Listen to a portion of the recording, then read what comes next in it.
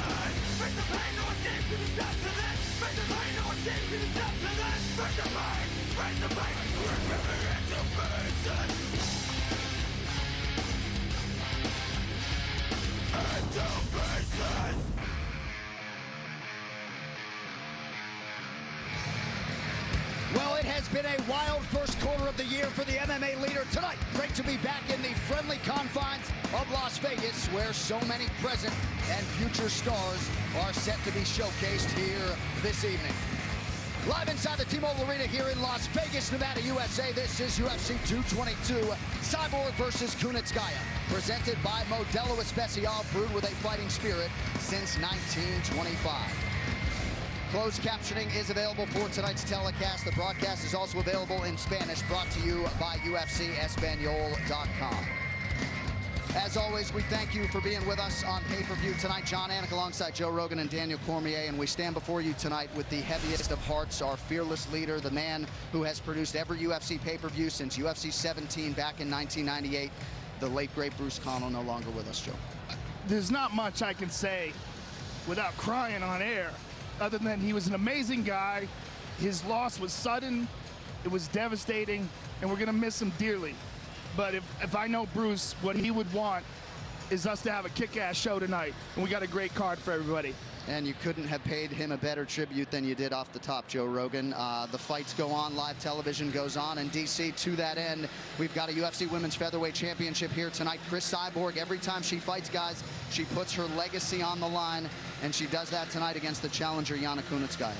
Yeah, she's very aware of it. You know, she's very aware of what she's faced with every time she steps in the octagon. And it's earned. Chris Cyborg wouldn't have it any other way. She has dominated everybody that she has fought since she stepped on the scene. We all got introduced to her when she fought Gina Carano way back in Strikeforce. And it was just domination from that point on.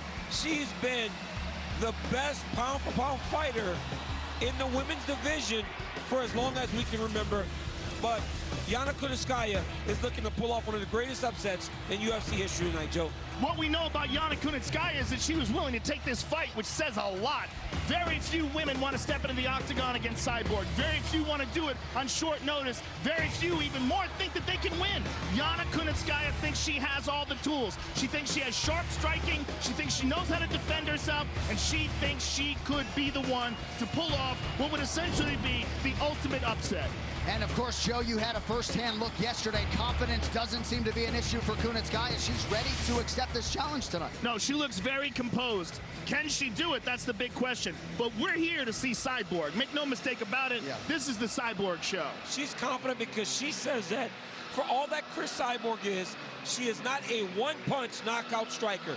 She says she can get hit and know that Cyborg isn't going to shut the lights out with one punch. Maybe she'll get TKO'd, as Cyborg does to everyone else, but it's not one punch that's going to knock her out. She believes that that is going to allow her to work her way into this fight. Co-main event, likely the most anticipated fight you'll see on pay-per-view here tonight. Frankie Edgar's future, of course, in the Hall of Fame, DC. His present, though, taking on the undefeated up-and-comer Brian T-City Ortega. Yeah, he's got a tough task, but Frankie Edgar's been here before.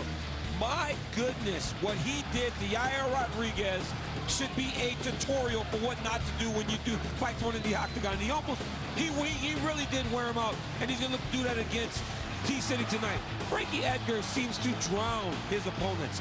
His pace, his pressure, his wrestling, and his experience is just too much for most people to handle. He's an unbelievable fighter, but he'll have his hands full tonight with T-City.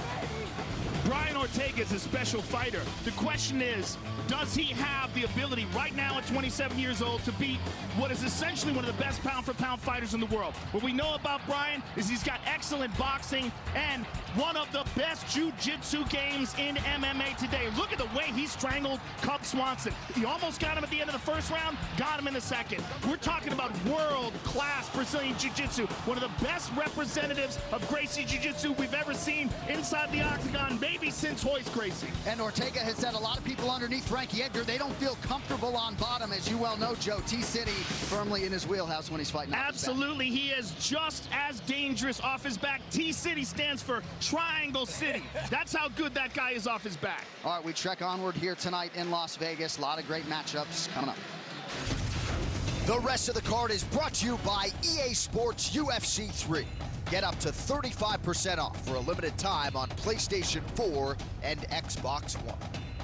Well, the Sugar Show is playing tonight, folks. Sean O'Malley has experienced a quick rise since his coming out party on Dana White's Tuesday Night Contender Series.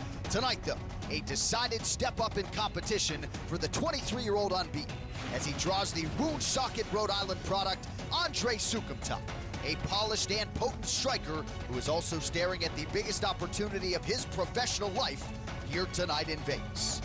Also ahead, a pair of UFC heavyweight staples as the skyscraper Stefan Struve gets set to make his 20th UFC appearance against the former champion Andrei Arlovski. Remarkably, he won his first UFC fight in the year 2000. Tonight, with some momentum from his last outing, the Pitbull will try to add to his legacy on yet another big stage. But coming up next, we welcome back the fan favorite and former world title challenger, Alpha Cat Zingano. On the outside looking in since UFC 200 back in 2016, Zingano returns, and her fire still burns. She'll try to stamp herself a title contender tonight against the oncoming and undefeated Brazilian, Ketlin Vieira. She's off to a perfect 3-0 start in the octagon, and now the biggest fight of her career beckons in Las Vegas. All right, let's get to the rules of the octagon. 3 judges score the fight. The bout duration is 3 5-minute rounds for championship fights, and all UFC main events, we go 5 5-minute rounds.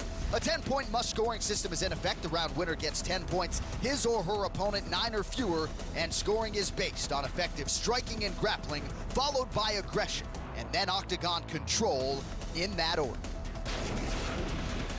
Also, the Nevada State Athletic Commission will have the old rules in effect tonight. Now, we will have the use of instant replay, but only for a fight-ending sequence. We already saw it come into play earlier tonight. Once replay is invoked, a fight cannot be restarted. The fighters have been made aware. All right, so a big one forthcoming here in the women's bantamweight division to kick off the pay-per-view. We show you the top 10 rankings. It'll be number 6 Cat Zingano versus the top 5 ranked Ketlin Vieira. DC, winner of this fight could very well be in line for a shot at the champion.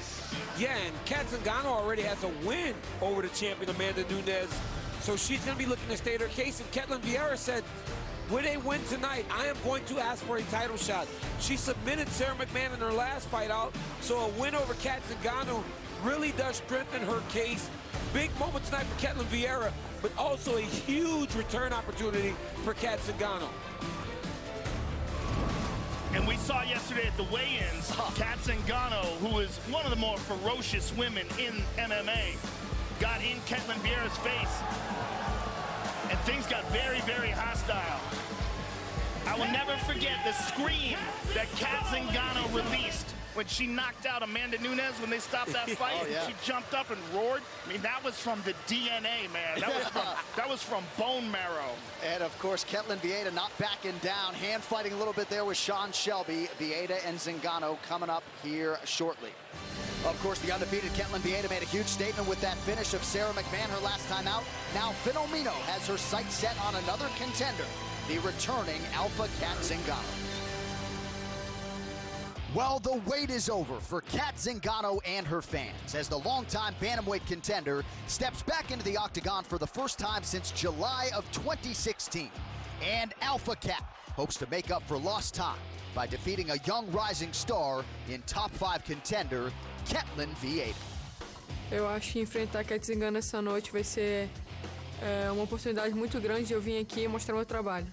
My expectations of myself in this fight are to show up, to be me, to turn it on as quickly as I can, but also to know the ebb and flow of when to relax and when to push.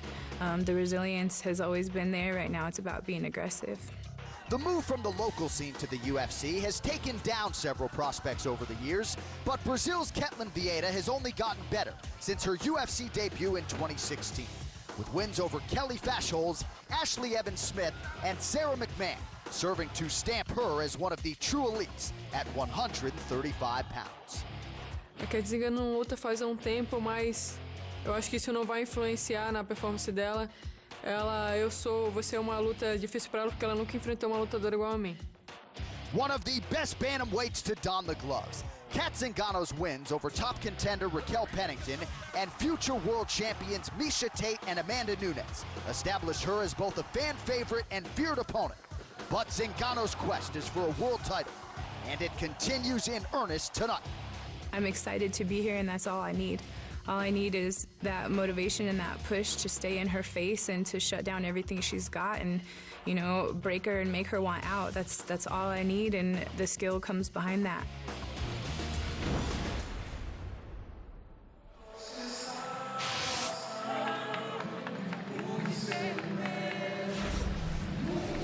All right, so here is the confident Andre Pederneiras-trained Ketlen Vieira, 4th UFC appearance, a perfect 3-0 start for her, and striking has certainly been a big area of focus as she has tried to improve as a fighter. But Joe, she says she's really starting to believe she can be the UFC champion. Well, she's certainly showing a tremendous amount of promise at 26 years of age. She's entering her athletic prime, and she's coming off of a victory of Sarah McMahon, who is a tank. Right. She's a very physically strong woman. She submitted her. She beat Ashley Evans-Smith in her last fight before that. And she's trained by Andre Pederneiras out of Nova União, which is one of the very best camps in the world. So she's got everything on her side: youth, potential, success. And headed into this fight, she's extremely confident. And she's going in there against a world title challenger in Kat Zingano, and it should be a fantastic way to kick off this card. Ketlen Vieira hit one of the nicest foot sweeps against Sarah McMahon. It was crazy that she was able to do it to an Olympic silver medalist. She's going to have to be able to defend herself against Kat Zingano because Kat likes to do a lot of upper body throws and use her wrestling. But Ketlen Vieira has 90% takedown defense. It's not easy to get her to the ground, and she forces these women to fight her type of fight, whether it's a stand-up battle, a grappling battle. She's always in a position that she's most comfortable. This is a division where it takes a bit of a streak to get, not a long streak, but a little streak to get a title shot. She has put herself right on the doorstep of her first UFC championship. Right. You put a Sarah McMahon victory with a win over Kat Zingano, and you can't deny her claim that she should be fighting for the belt. She was number 13 in the world when she entered the octagon to face Sarah McMahon, leapfrogged 8 spots to get to number 5 in the world for this one tonight. And the takedown defense figures to get tested potentially. She's a Brazilian wrestling champion back in 2009, a credentialed Brazilian jiu-jitsu black belt, and now that she has gained confidence, that has led to a more aggressive approach, more volume on the feet. Ketlen Vieira in prime position to produce on the biggest of stages here tonight against Alpha Kat Zingano.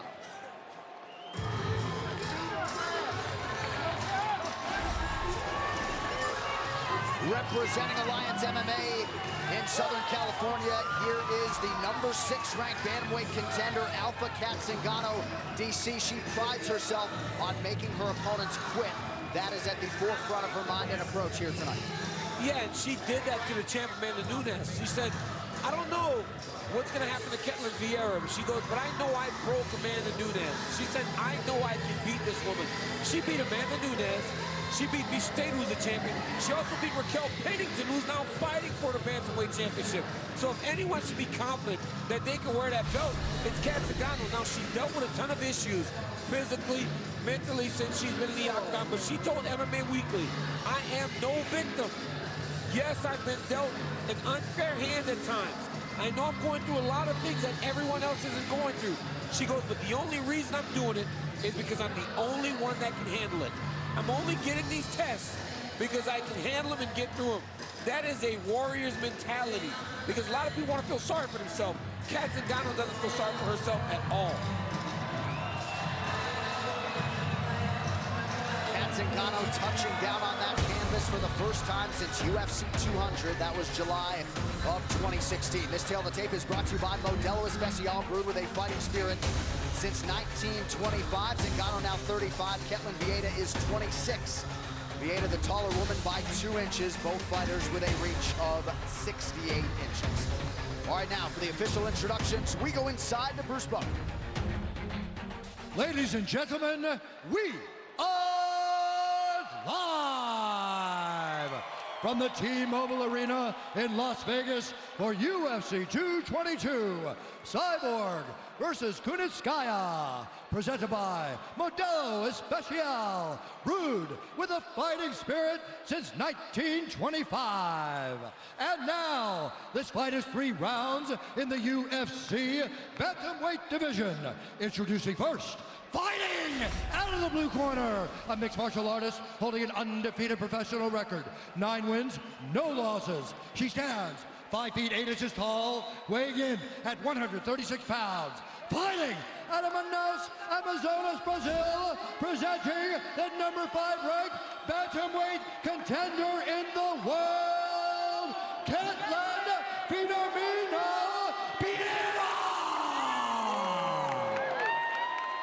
And now introducing her opponent, fighting out of the red corner, a mixed martial artist holding a professional record.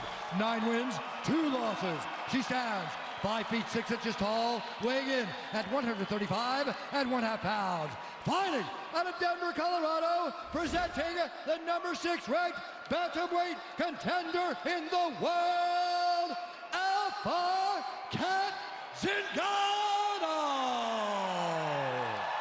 And when the action begins, our referee in charge, Jason Herzog.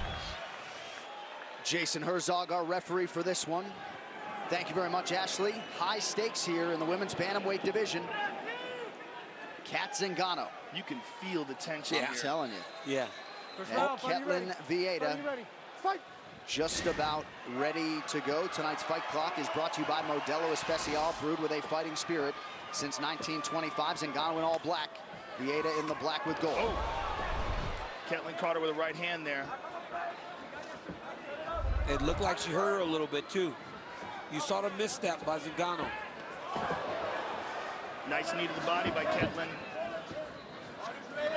Zingano so good at closing the distance and getting the fight where she wants it. Elbow over the top lands for Vieira.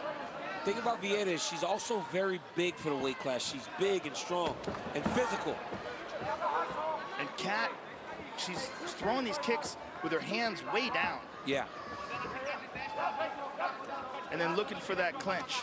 Like even the punches as she's going in. Yeah, lunging in and leaving her chin up in the air, so Vieira's countering her.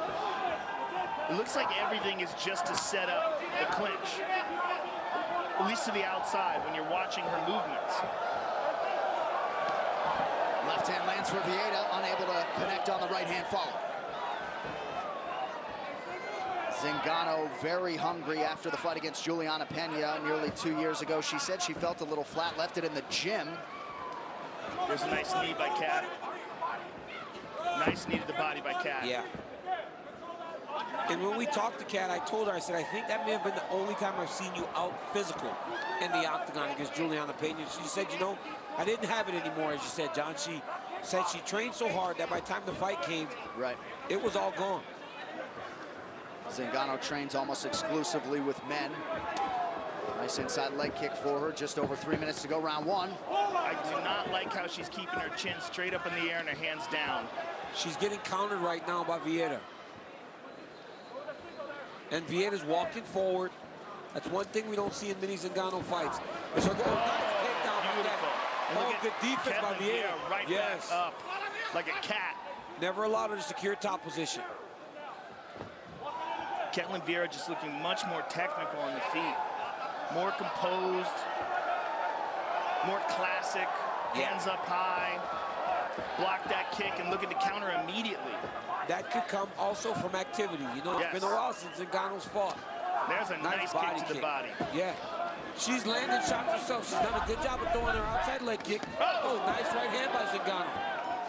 And Vieira connects with a counter left. Vieira's actually just taking the shot and continuing to walk and plod forward. Amazing the development of Vieira when you think about her UFC debut, late 2016. Here's the key for Zingano, that body kick right there. Vieira is not doing a good job of getting her right hand down when Kat's throwing these body kicks. She needs to continue to blast that kick to the body. But Ketlen's not allowing, because she's just walking forward, never allowing Zingano to get comfortable. She's got on her back foot. Lip busted up pretty good, DC. Less than 2 minutes here to go on the round. They clinch here again. Nice knee by Zingano. When they're in that clinch, Zingano's landing some really nice knees. Vieira has eaten several power shots seemingly without much issue. 90 seconds in the round. But the forward pressure stays for Vieira. She does not deviate from the game plan. Walk forward, land your strikes, and just really try to beautiful Zingano. takedown. Nice takedown. Beautiful timing. Was looking for that knee by Zingano, caught it, got it to the ground perfectly. And she has a crushing top game. Yes, right into a KC control, covering both knees with her hips. She just timed that knee of Zingano. Over and over, Zingano threw that knee. This time Vieira countered it, and now she's moving into the mount.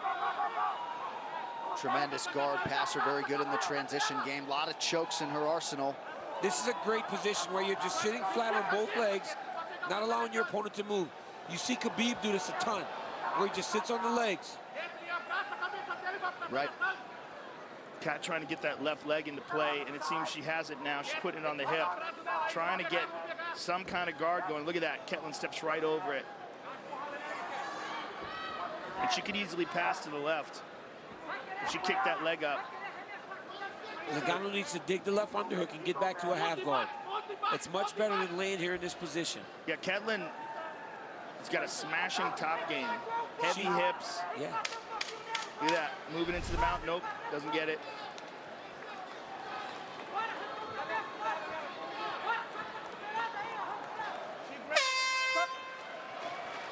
Five minutes down. Zingano a little bit slow to get back to her feet. And here we see Kat with a wild right hand. And there's a beautiful body kick by Kat. And here's the takedown from Kat, but Ketlen bounces right back up to her feet. But this one by Ketlen stuck. And that was probably the most significant moment of the fight. Hey, get ready. When you get in that clinch, let's use a sweep and a knee. Turner, knee, or sweep. Either or. Deep breath. Deep breath. Go ahead. You're deep on those body locks. Commit to it now. All the way to side control. All the way to side control. Run her through. All right? She's strong in those. That's a close round. Okay? It's a close round. Could have gone to her because she got the last takedown at the end. Well, skill for skill, the main event of UFC 223 could just be the best fight the UFC can make right now. That lightweight title fight, the headliner for UFC 223. Tony Ferguson bringing a 10-fight winning streak to the table against Russian Sambo world champ, the undefeated Khabib Nurmagomedov. UFC 223, Saturday, April 7th, 10 in the East, 7 in the West, and only on pay-per-view. Skill for skill, that fight's off the charts. Off the charts. I always love when Eric Del Fierro corners because he doesn't pull punches with his fighters. He told Kat, very close round, but she may have gotten it with that last takedown. That raises the urgency a little bit of Zingano and also tells her that she needs to defend those takedowns because this fight's very close. Oh, beautiful throw by Ketlen Vieira. Man, step over. Right in the mouth. Kat's in deep, deep trouble here. She's trying to turn over. She's going to give her back up. If she doesn't give her back up, she's going to give an arm triangle up in this position. She's got to force that knee back to half guard.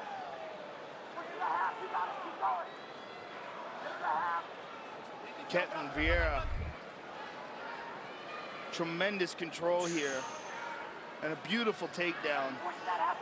So nasty, this judo technique, right into that arm throw. Took the momentum and pressure of Kat Zingano, used it against her to finish that beautiful takedown. Great job by Ketlin Vieira.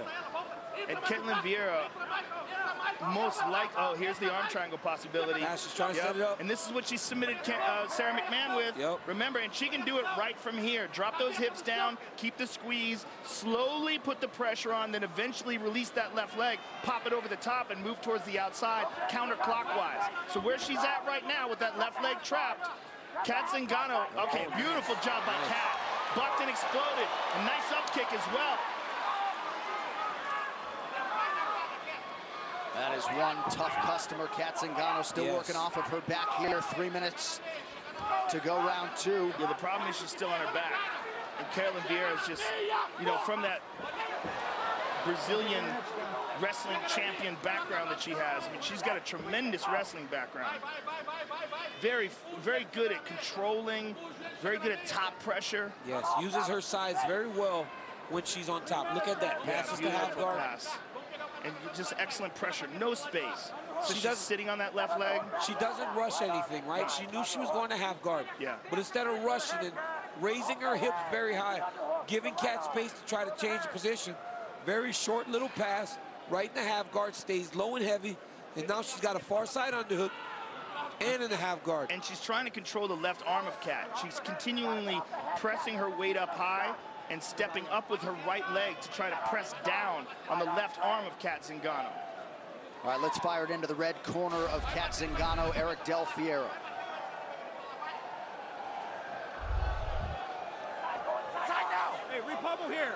Go, go, go. All the way now, all the way. If you're going to base out. Get it inside. Keep getting that right arm in. Yes, shove the head. Keep shoving the head. Push the head if you're going to go. Keep shoving that head. Push the head. Keep pushing it. Keep making that space. Keep pushing that head. That is Brennan Piedmont to the right of Eric Del Fiero. Yep.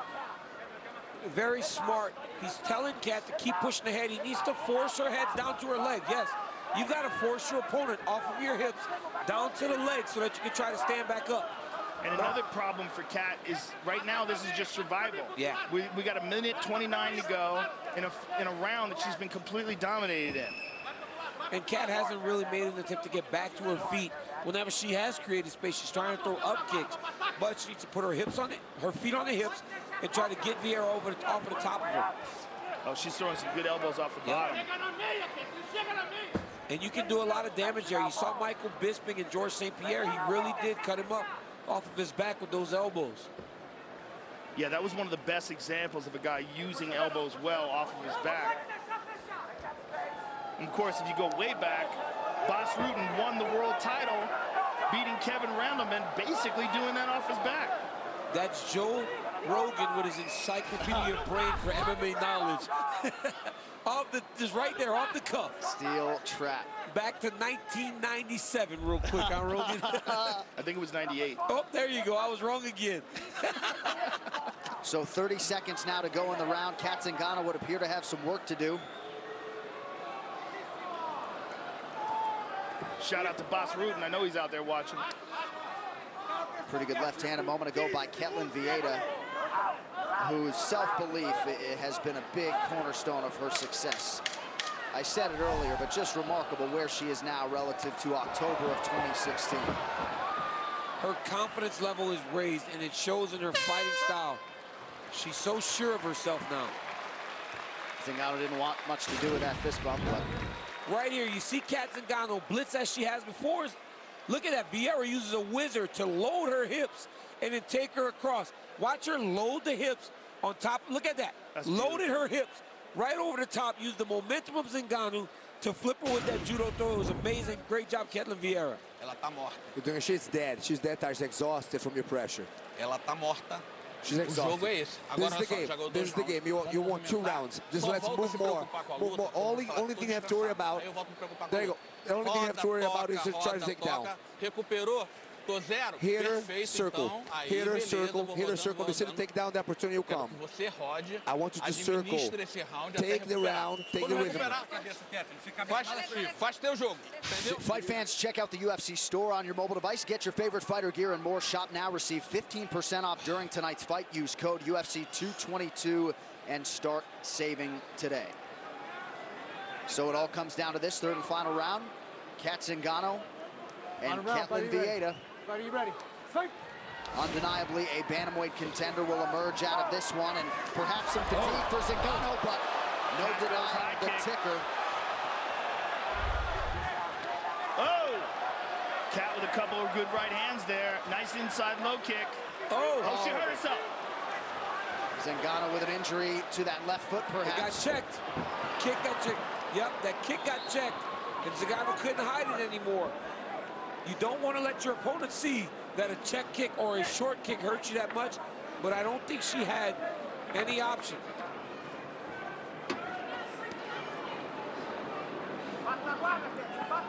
Yeah, we don't know the extent of that injury, but Kat Zingano's as tough as they come. If she showed it, it must have been brutally painful. Zingano has only gone the distance twice in 11 professional fights. It was a check kick that caused the damage. We don't know the extent of that damage, but now Ketlin Vieira is taking advantage of this amazing opportunity. Kat came out incredibly aggressive at the end of this, at the beginning rather, of this third round. Way down on the scorecards, most likely. And how about Kat throwing that left foot too? Yeah, unbelievable. Ketlin Vieira again on top, smashing top game. And she just had the option to go to side control there, but put herself right back in half guard because she knows that it secures the position. She's also good at smothering people from this position. She gets chest to chest, uses that leg that's trapped in half guard to kind of clamp down and anchor herself. And look at it, just restricting the air, putting a lot of shoulder pressure down on Kat. And Kat's trying to buck and explode. You gotta work. Ketlin Vieira uses her physical size to just wear people down. Yeah, and her excellent wrestling. Yeah. I mean, the way that she's utilizing her hips, pressing jiu-jitsu. down. Yeah. She's got really good jiu-jitsu control. And just big, strong, physical, aggressive, and confident. I think that's the most important thing, John, you said earlier, is that now she believes she can become the UFC champion. Sometimes that's a switch for people when it becomes reality that, oh my goodness, I can actually do this. And now you see a competent fighter in Ketlin Vieira who believes that she can be the champ in the UFC. And Joe, if you're Ketlin Vieira, just content to work, stay busy here, and not allow Zingano back. Yeah, I mean, she's way ahead. And I think she's going to try to finish this fight. But Kat Zingano's tough as they come. And I think if she just continues to do this, keeps punching, perhaps we can see a position where she moves into a more dominant spot, half guard, mount, somewhere along those lines, and then tries to finish her. Oh, look at this! Kat with a trip! Kat Zingano's up! Oh! Oh! Two big shots by Kat! Kat will not quit on herself. She will constantly be fighting. And you saw that at the beginning of the round. She's not going to give up. She's going to keep fighting to try to win this fight. But now she's got to find a way to get to space, Joe. Vieira's doing a very smart thing here, grabbing that underhook and pressing her against the side of the octagon. Zingano seems to be able to put pressure on that left foot. Yeah, she's been throwing that left knee with regularity here over the last 30 seconds or so. And it seems like whatever happened to her left foot, she's recovered from it. Or she's just tougher than hell. She's definitely tougher than hell. Yeah. But I think she's recovered from it as well. Now Vieira's just looking up. She's looking up at the clock now, just holding. She's just holding Zingano.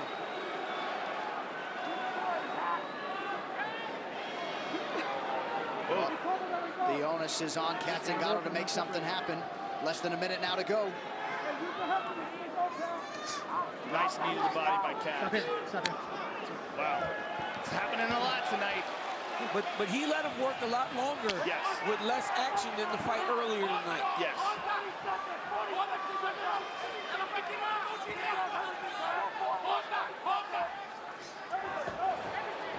Ketlin Vieira flat-footed for the first time tonight. Oh! Cat Zingano still bringing the fight to Ketlin Vieira. Oh, she's going for it. Yep. And that's the foot that she hurt. Again, Vieira pushed her into the side of the octagon. He's going to be on Zingano to change his position. Nice knee to the body by Zingano, right in front of us.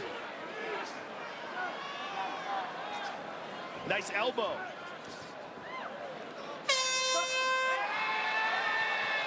So Cat Zingano and Ketlin Vieira go the distance here tonight in Las Vegas.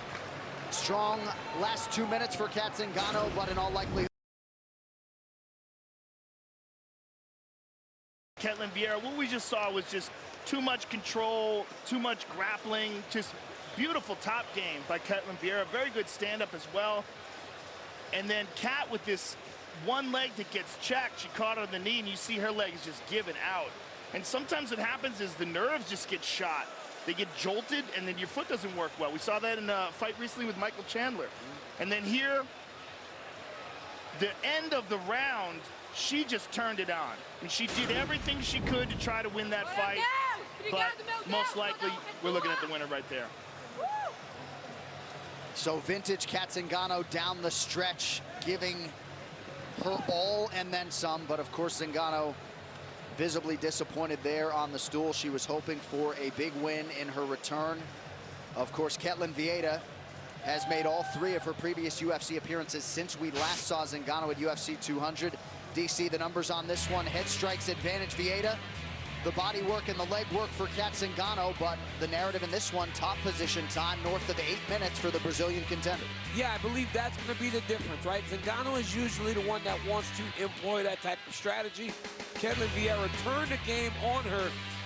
She won this fight in the grappling and on the ground. Great job, Ketlin Vieira. And a nice show of respect after the fact. The official decision is brought to you by Metro PCS, who brings you closer than ever to the UFC on a fast nationwide 4G LTE network. Right here. All right, now we go inside the octagon where Bruce Buffer has that official decision. Ladies and gentlemen, after 3 rounds, we go to the judges' scorecards for a decision. Dave Hagan scores the contest, 29-28, Vieira. Marcos Rosales has it, 29-28, Zingano. And Sal Diamato scores the contest, 29-28, for the winner by split decision, Ketlin Vieira.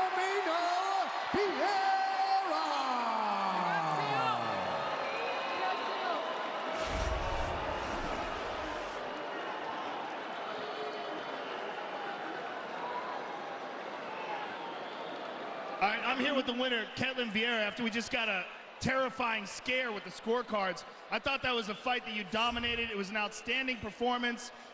You came into this fight as a top 10 contender in the bantamweight division, and now you look to be one of the most promising prospects at 135 pounds.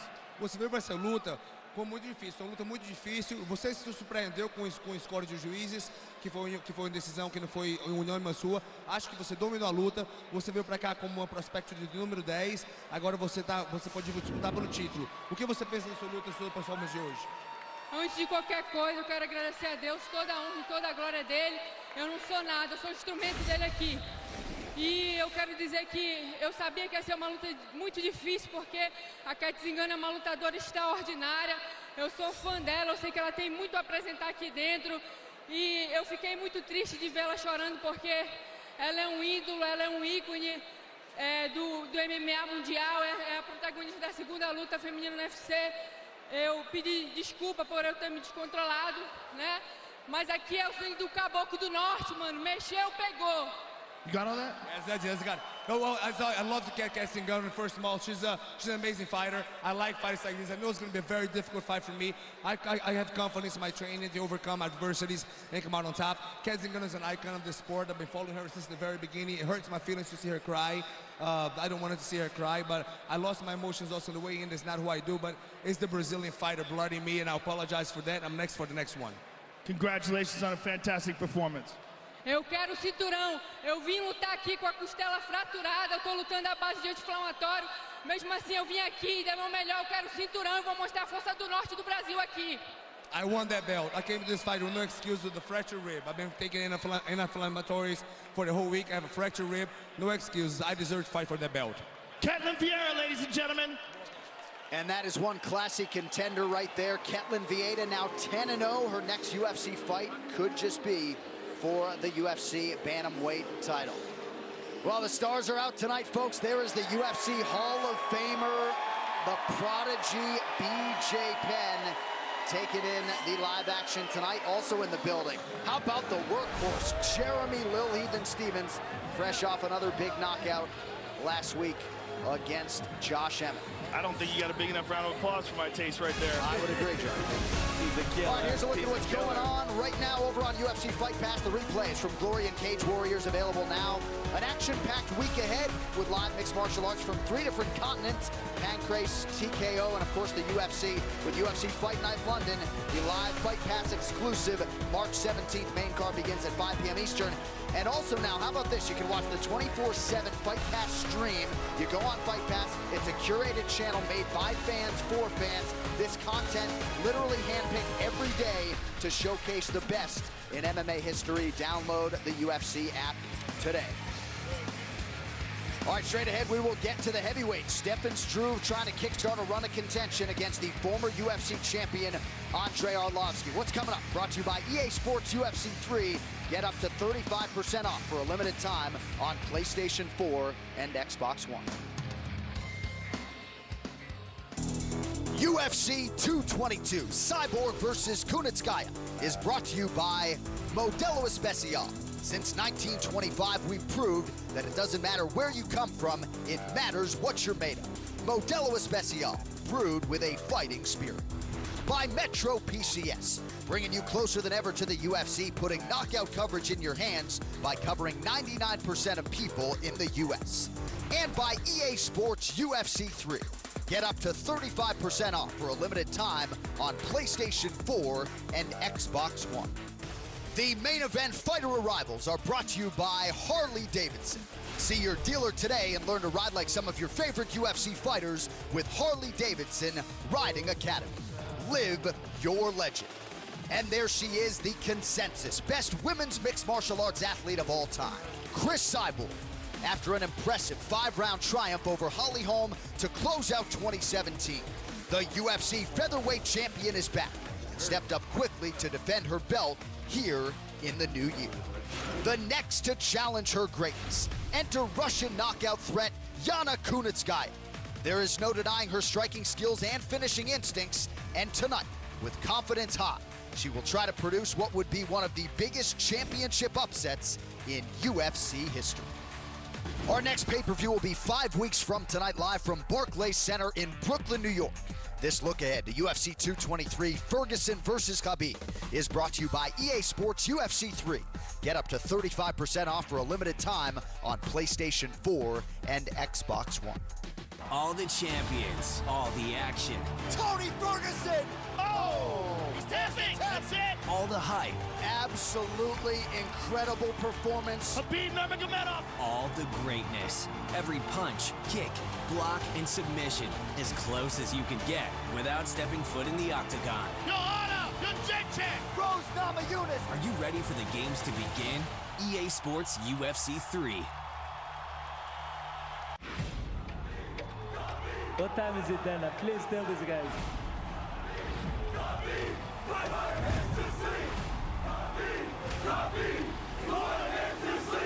25 win streak. Let's go. This guy's gonna get his first loss.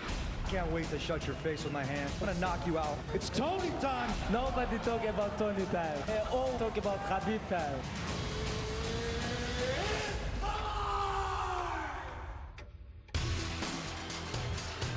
John, this is what we were talking about earlier. You want to talk about crazy win streaks. First of all, Khabib is undefeated at the highest level of the game. And you're looking at the win streaks inside the octagon. Tony Ferguson has 10 in a row. Who has a 10-in-a-row win streak against some of the most talented fighters on the planet Earth? And Khabib Nurmagomedov, the only reason why he's only got 8, because that's the only fights he's had in the UFC. He's won every single one of them and smashed everybody. 25 and 0, 8 no UFC. Dana, what are you doing? Come Give me a title shot. Give me a title shot, Dana. When he was holding down Michael Johnson, saying, "You must quit. I want title shot you know I deserve." It's the craziest thing you've ever seen. He takes world-class fighters and just ragdolls them like they're little kids. Amazing. Undefeated in the gym. Dirty. He's not sparring DC necessarily, but he's never lost a sparring session in his he life. wrestles with DC, which is what's crazy. Filthy. All right, well, as we get ready for this next fight, these heavyweight rankings are brought to you by EA Sports UFC 3. Get up to 35% off for a limited time on PlayStation 4 and Xbox One. Champ, number 10 versus number 12 coming up here. A couple of old reliables, Stefan Struve and Andre Arlovski. Yeah, you know, both of these guys are ranked in the top 15 of my heavyweight division. They may vie for a championship against my title. I'm not just telling Steve Miocic. No, I'm just kidding. You know, two very talented fighters. Andre Arlovski, a former UFC champ, longtime veteran, fighting the tallest man I have ever seen step foot in the octagon, Stefan Struve. Unbelievable fight. Both of these guys love to bring it. Somebody's going to sleep in this fight. That's why you gotta love the heavyweights. The heavyweight people go to bed in the middle of the octagon. It's not a mattress, guys. It's not a mattress, but they love to put each other to bed. I can't wait to experience it. Hurry up, get these big boys in the octagon. Is it reinforced? Is it reinforced? Reinforcements because they're going to put something in there. And how about Andre Arlovski still doing the damn thing? Started off his UFC career submitting Aaron Brink, who went on to become a porn star. Wow. Submitting Aaron Brink in the year 2000. The 2000. more you 18 know. years ago. Well, to that end. Trivia, baby. I got all the trivia. So you guys know, of course, this is the 25th anniversary of the UFC. What a career it has been for the former UFC heavyweight champ. You mentioned that submission of Aaron Brink. It was November of 2000, the Trump Taj Mahal in Atlantic City. 55 seconds later, Arlovski was 1-0 in the UFC. And then February 5th, 2005, UFC 51 Super Saturday. Arlovski submits Tim Sylvia. He becomes the interim champion. He would later go on to become the undisputed UFC heavyweight champion. And then how about after 6 years away from the octagon, he goes on an absolute tear in the second UFC stint. That highlight for the ages, Joe, you called it. He rallied to knock out Travis Brown at UFC 187. It was one of the most wild and insane rounds of heavyweight MMA action you'll ever see in your life. Just screaming and chaos and fists flying. And those dudes just went for it. And Andre Arlovski still fights that way today. He's not fighting safe. Him and Stefan Struve are about to throw bones. The earlier highlights were submissions. What happened to the submissions? Right. He only had a couple. Those are the only ones he had. Yeah. Well, and tonight, remarkably, Arlovski graces the octagon for a 25th time. A couple veterans here. They have earned the respect of fans and their peers tonight. The skyscraper, the pitbull, finally collide on the greatest proving ground in the sport. I definitely feel like I can hang with the best and be the best. I got some very big names on my win list. Miocic is hurt. Struve's gonna finish it here. Stefan Struve! After we fought, we had two very different paths. He went up and he became the champ, and I struggled for a while with health, not knowing if I would ever fight again. You know, I had to really fight my way back to where I am right now. And I definitely feel like I got a whole bunch of great performances ahead of me. A win over Andre Arlovski would be another very big name added to my list of wins, and I'm gonna put him out. Simple as that. Stefan Struve versus Andre Arlovski, a striker's delight. An amazing fight between two fighters. Stefan Struve just entering his physical prime. Andre Arlovski, a former champ looking at redemption. Andre Arlovski, in his prime, was one of the best pure boxers in the history of the UFC heavyweight division.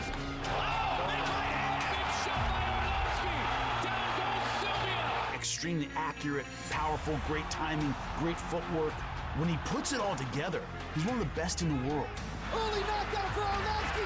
He's got it. Andre Arlovski has done it.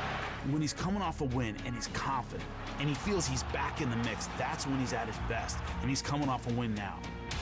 Believe me, at age 39, I still feel a lot of energy inside, you know, I still have that fire in my eyes. I want to move forward and I want to definitely try one more time for title shot. But one step at a time, first things first fight against Stefan Struve. Stefan Struve, 7 feet tall, the tallest fighter in UFC history. An outstanding finisher, great ground and pound, great transition to his submissions. It's when he gets that frame on top of you that you are done. I expect a great performance, and wherever the opportunity comes to get that win, I will get it.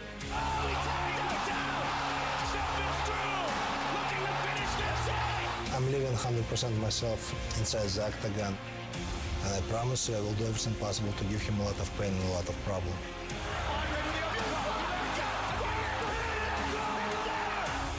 He's going to try and find my chin, but unfortunately for him, he's not even going to touch me.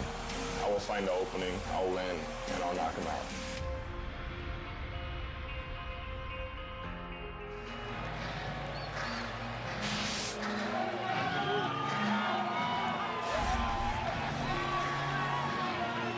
So here is the mixed martial arts legend, one of the more accomplished heavyweights of all time, number 12 in the world at present, Andrei Arlovski. 15 UFC wins to his credit. This is a guy you run out of time to set up all his credentials. Yeah, you really would run out of time. And Andrei Arlovski still has hunger. He still enjoys fighting. It's still something that gets him up in the morning, has him training hard. He loves it. And I think that is the key to Andrei Arlovski's resurgence. When we saw him go on that big run recently, when he knocked out Travis Brown, it's the same guy. And Andrei Arlovski still has knockout power that is the last thing to go. You know, there's no complacency in Andrei Arlovski. For all that he's accomplished, when he went and trained at Jackson's, he could have just parked it there and rode it out to the sunset. But when he hit a little rough patch, he always seeks out somewhere else to make him better. There's no complacency. When he went to the American Top Team, he's adding new tools. He was throwing that little calf kick that those guys do now against Junior Albini. It's like, at this age, with all this experience, he's not just settling. He's still trying to find the best training situations, the best partners, and the best fit for himself to make a run for another UFC championship fight. His coaches have remained steadfast in their confidence in him. Andrei Arlovski back for more tonight.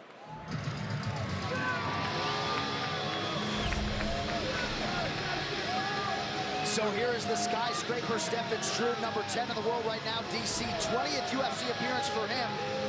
And he really had to go back to the drawing board, of course, after his last fight against Alexander Volkov, but the motivation, the hunger is back, and so is Stefan Struve tonight.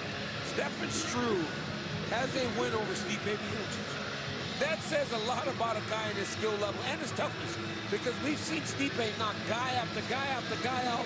Struve stayed in the fight and eventually got the victory. We've seen him submit some of the best heavyweights. We've seen him fight and bang with some of the best heavyweights. But in the last fight, it was that overzealousness that really cost him in his fight. He got tired against Alexander Volkov because he put so much effort and energy in the very beginning of the fight. You have to pace yourself as a big man. And Stefan Struve says that that's what he's going to do tonight against Arlovski. Wait, Joe, imagine if he started to fight longer. Like, imagine if Stefan Struve decided, I just have to fight long. Imagine if he could figure that out. How much of a problem could it be for anyone in the division? Yeah, I mean, no one's long. One of the things that's crazy about Stefan Struve is that he's only 30. Yeah. Right. I mean, we kind of forget that because he's been in the octagon for 9 years now. This Tale of the Tape is brought to you by Modelo Especial, brewed with a fighting spirit since 1925. Stefan Struve, as Joe mentioned, 30 years old. Andrei Arlovski, 39. 6'11" and 1/2 inches, folks. And how about the reach? A 7.5-inch advantage with the skyscraper. All right, now for the introductions, we go back inside to Bruce Buffer. Ladies and gentlemen, this fight is 3 rounds in the UFC heavyweight division. Introducing first, Fighting out of the blue corner, a mixed martial artist holding a professional record, 26 wins, 15 losses, 1 no contest. He stands 6 feet 3 inches tall, weighing in at 247.5 pounds. Fighting out of Chicago, Illinois, by way of mixed Belarus, presenting the former UFC heavyweight champion, Andre the Pitbull Arlovski. And now introducing his opponent, fighting out of the red corner, a Muay Thai kickboxer holding a professional record, 32 wins, 9 losses. He stands 6 feet 11.5 inches tall, weighing in at 266 pounds. Fighting out of Beverwijk, the Netherlands, presenting the number 10 ranked heavyweight contender in the world, Stefan Skyscraper Struve. And when the action begins, our referee in charge, Herb Dean. Herb Dean in there for the heavyweights. The beautiful Ashley is with us tonight on pay-per-view. Glad you are too. Struve at one point wanted to be the first fighter to 50 UFC appearances. He better slow Jeremy Stevens down soon. Tonight's Fight Clock brought to you by Modelo Especial, brewed with a fighting spirit since 1925. Arlovski said of his last win against Junior Baby Albini, I stuck to the game plan for the first time since 2015. So that's been a big focus, strategy for Arlovski coming in. Boy, sometimes you forget how big Struve is until you see him standing, towering over Arlovski. Arlovski is a big man, and Stefan Struve makes him look tiny. Oh, there it is. Nice. That's the first one, and he landed it solid. If he lands it like that, with no weight on that leg, it won't take many. I've noticed that on that low calf kick, when the leg's up and there's no weight on it, it actually hurts more than whenever you're flat-footed, which is crazy. That kick just hurts. It hurts bad. Even with shin guards in practice, it hurts bad. Yeah, it's a weird kick because it's debilitating. Like your leg stops working right. Oh. DC, what's the biggest challenge fighting a guy? I mean, you fought a lot of guys taller than you. John Jones has a similar reach to Struve. What's the biggest challenge? Getting inside, especially if a guy's kicking, right? Struve's kicking. If a guy's just punching, it's not as big an issue. But it's when a guy's kicking is when you have the problems. Kicking and timing knees when you're fighting a taller guy. That's going to be the problem for Andre Arlovski. Inside leg kick continues to be there. He's looking pretty smooth. Nice overhand right. Beautiful timing. Just when you count Arlovski out of the game. Good shot to the body by Arlovski with the clinch. He can go trip here to get his takedown. Nice takedown by Arlovski. In the half guard. Arlovski working right in front of his corner here. Mike Brown, his new chief corner over the last several fights. Okay, back out of there, back out, cut him loose. Make him stand up, make him stand up. Be careful. Very smart by the corner, Andre Arlovski, recognizing the submission threat of Stefan Struve. Because he's so long, things that may not work normally will work because of the length that Stefan Struve possesses. Mike Brown calling for a right hand here over the top. And he's looking for it. Arlovski looks very smooth here tonight. Yep. He looks like he's got good timing. And again, there's the thing, the enthusiasm never waned. Yes. Arlovski is not an older fighter who's just kind of in it for a paycheck. He still loves fighting, and he still feels like he could be relevant. Oh, he still has legitimate championship aspirations. He's not skipping training sessions, you know. His coaches rave about it. Look at the redness on the inside leg of Struve already from a few of those kicks. He's loading up that right hand. Arlovski's got to be careful. He's loading up that right hand.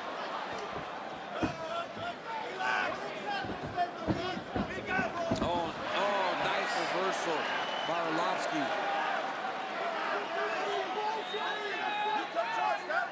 He's got to be careful, not let Struve have wrist control. Yes.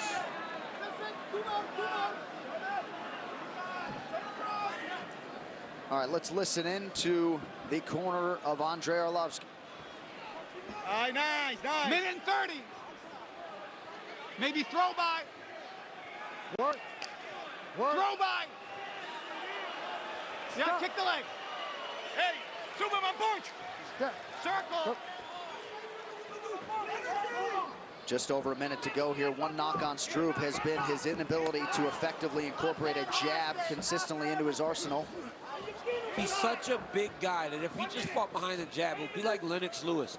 When Lennox Lewis and the Kunitskaya brothers were the heavyweight champs of the world, they just fought behind the jab, and eventually they would let the right hand fly, and they were finishing fight after fight after fight.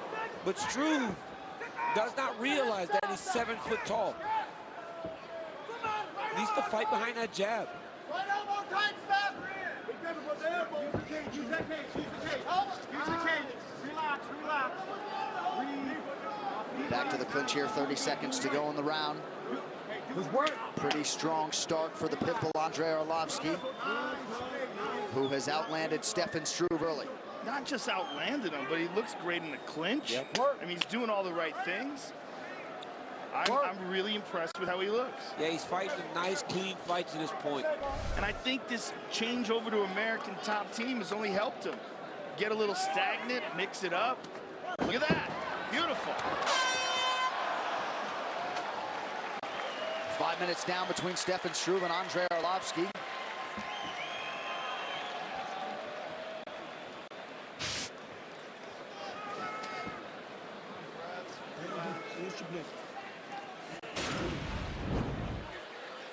Right here you see Andrei Arlovski landing that beautiful inside leg kick, outside low calf kick, buckle Struve, and then right here when they get to the clinch, look at this trip. Left leg step over, throw the underhook, knock him right on his back, do a little top control, and then let him back to his feet. Overhand, feint it.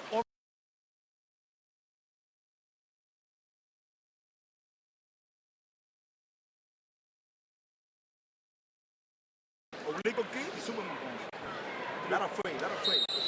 Let's go, boys. Guns up. Saturday, March 17th, we return to the UK for the first UFC Fight Pass exclusive of the year. Top heavyweight contenders Fabricio Verdum and Alexander Volkov face off in the main event. Also the rematch between Jimmy Manuwa and Jan Blachowicz. Saturday, March 17th, it is all yours on Fight Pass. Main card begins at 5 p.m. Eastern. All right, let's see what, if anything, Stefan Struve decides to switch. What adjustments is he going to make? Because in my mind, that was a clear first round for Andrei Arlovski. Andrei Arlovski had 3 takedowns in his previous 24 UFC fights. He has secured 3 already tonight. That's so crazy. That's crazy. You guys in these stats actually kill me, man. Like, I'm like, where do they find these? Good job, Johnny. Well, when you ask Arlovski about his goals and you mention the Hall of Fame, he's like, no, UFC championship. And you start to see with these changes that he's made. He's serious. Oh, he is, yeah. Yeah, he's serious. And from what you see tonight, this was his first fight in the octagon. We hadn't seen him before. Right. And he was 30. You would go, hey, this is a contender. Yeah. He landed a real nice foot sweep at the end of the first round. Let's see if he goes back to it right now.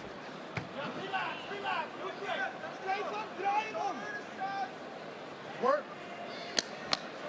I'm pretty convinced that people from Belarus, people from Russia, like Arlovski, they're not regular. No, not at all. This is a different kind of person. I learned that a long time ago in wrestling.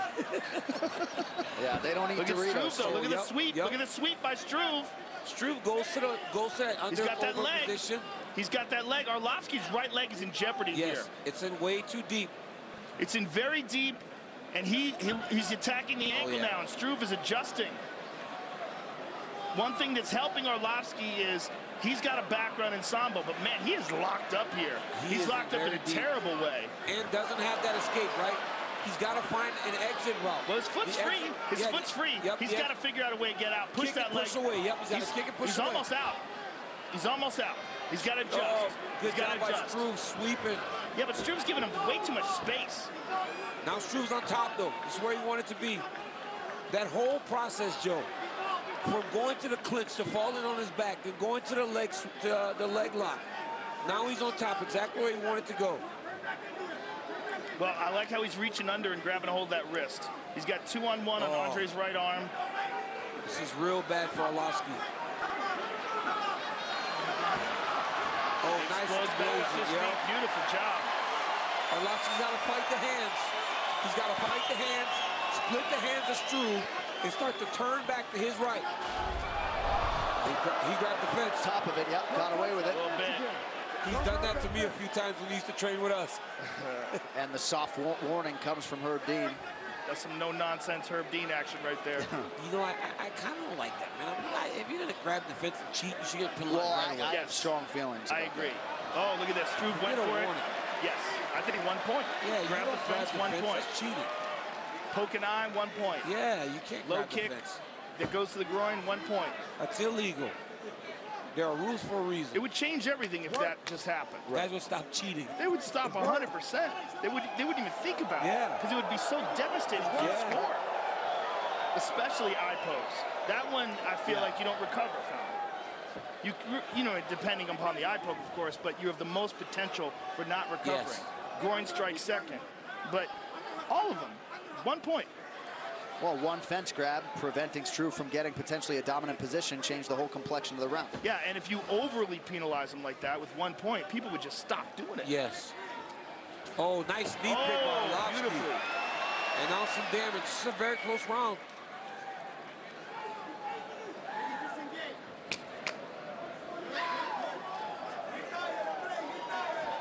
One minute here to go, round 2 of a possible 3. Andre with the double underhooks here. Let's see if he decides to try to drag it to the ground. Yep, just take an angle, lift one of those underhooks and get to the corner. All right, he's gonna get separated. Come on.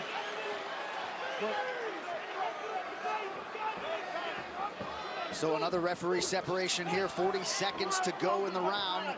Arlovski upset about something, a poke to the eye. Eye poke, just like we said, 1 point. Man.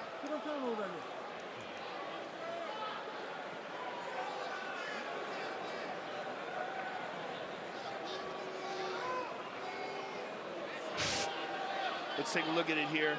Hold on, wait. Yeah, that second one, right in Do you there. need a second to clear the vision, or you need the doctor to take a look at it? No problem. Arlovski yells at the referee. Yeah. This is a hard warning. It's a hard warning. Another finger to the eye, I'm going to have to take points, okay? Hard warning. Did he grab the fence while his eyes are no? I'm glad Struve said that. Yeah. I'm glad Stefan voiced that complaint. Yeah. Yeah. Yeah. You get the softest of warnings for potentially preventing a takedown, and a firm one for the eye poke. The eye poke, though, really, I mean, it can change everything. I gotta mean, say, the takedown, grabbing a fence can change everything too, but not in your ability. I gotta say something, boys. Herb Dean's voice didn't change from soft warning to hard warning, so I don't really know the difference. What is a soft warning versus a hard warning? What is a soft warning? Waning seconds of this second round. What was that, champ? I have no idea. He slipped. He's trying to do that step over low kick where you throw your body weight into it.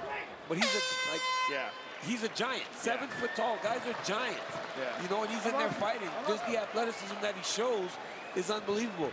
Most guys his height and weight would not be able to do all that he does, you know. But so him falling over himself occasionally is not a big deal.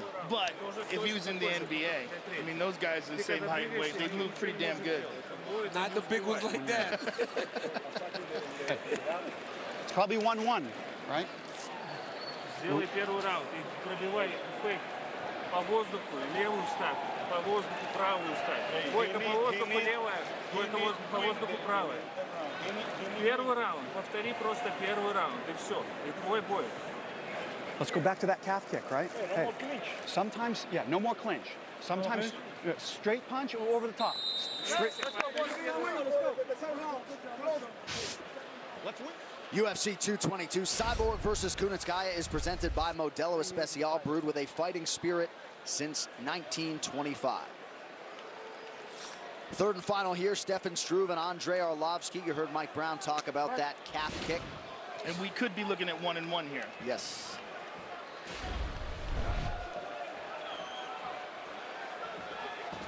Nice leg kick. Nice return kick by Struve. And Struve showing a little bit more of that at the end of the second. Arlovski with a good combination there. And that lands because Struve goes straight back. He needs to cut an angle when he's avoiding. When he's avoiding the blitz of Arlovski, he needs to cut an angle. That's a heavy leg kick. Yes.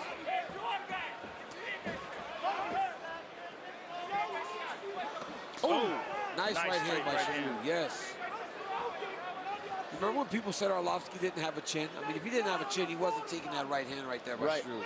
I remember Tim Sylvia said it to me after the second fight they had. He goes, I don't know how he did it, but he fixed his chin. Yeah, that was fine. He was up. Well, and Arlovski has done in this second UFC stint what not a lot of people thought he could do. Came back, promptly reeled off 4 straight. Brendan Schaub, Bigfoot Silva, Travis Brown, Frank Mir.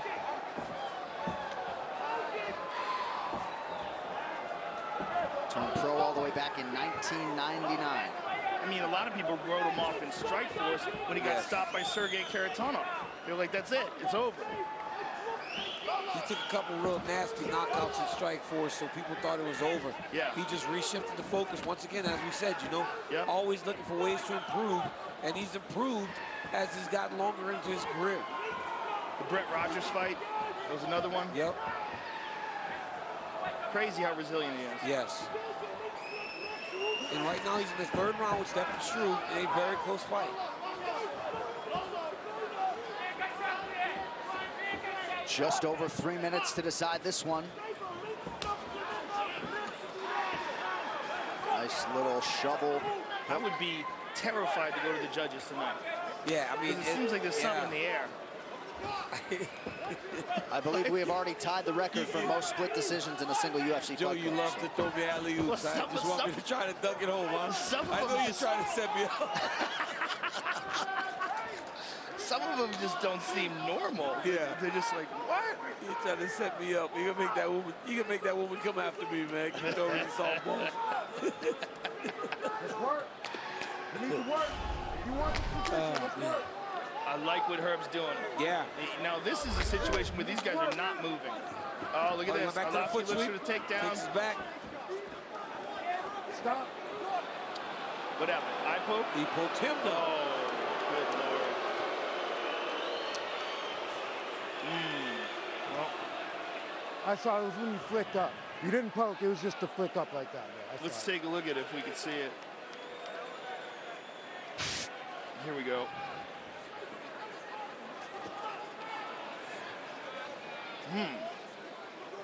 Well, the second part at the end, a little bit of a rake.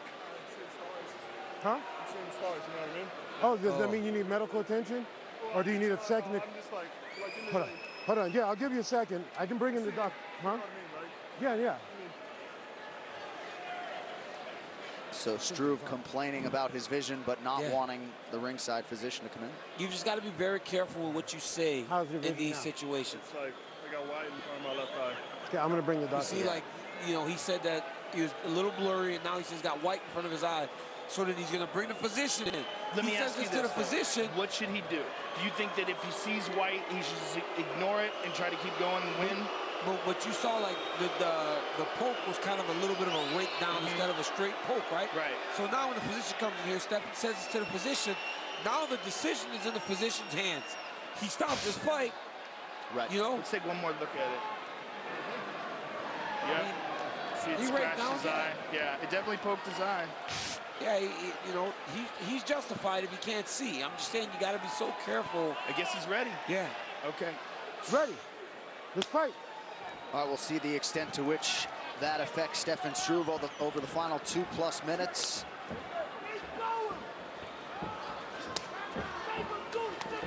Oh, beautiful. Look at that. I like that switch. Very nice. Nice by Stefan Struve. I mean, but once again, like another foul, you know, like. And Andre Arlovski is just being more active at this point than Stefan Struve. But, I mean, this fight. Oh, big right hand over the top. Big right hand. This fight's once again very close. Arlovski has landed twice as many significant strikes, but Struve having some moments here late, especially when it comes to his kicking game. Heavy leg kick. And that's from a heavy man, Yes. 266 pounds.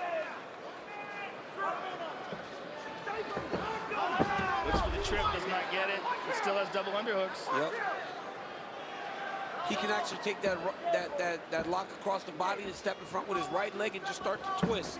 If he does this, he may secure a takedown. Oh, he gets it. Beautiful timing. 5th of the fight on 9 attempts for Arlovski. Less than a minute now to go. And again, what you said earlier about his previous fights and how many takedowns he got, crazy. It's pretty extraordinary. Probably got about 5 or 6 of them right now. And clearly was part of the game plan that largely he has stuck to tonight. So more takedowns in this fight than his entire career. Yes. Wow. Don't hit the spine. It's work. And I think it just speaks to the coachability and evolution of Arlovski at this stage of his career. Yes, and the fact that he's willing to keep learning, that he's not stagnant. Even though he's had this long career, 18 years in the UFC, and more overall in MMA. Yeah. Oh. Whoa. Struve's going for it. He has to, right? Yeah, he's got to think he's down at this point. Yeah. But if you're the Team for American Top Team, you're happy with Andre because he said he would not brawl, and he stayed the course, stayed with the game plan in this fight against He really did. Yes. And that's what he said he wanted to do in this fight. He said he wanted to stick to his game plan, and he did. And I think he most likely won the fight, but who knows with this judge? So, who knows? Here's a look back at some of the action, boys. And there's a nice low kick. That low calf kick, which has really added to his game recently. Here's a beautiful takedown by Arlovski. Big right hand over the top by Arlovski. And one more takedown here at the very end. Perfect timing there.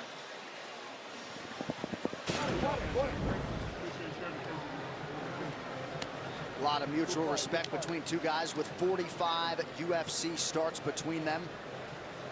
And for Stefan Struve, sometimes you see him use that length, but again, I think a lot of guys would just kill for an 84.5-inch reach. I mean, when you watch guys like Jones fight, right, and he fights with the length and the distance, you realize what a weapon that can be.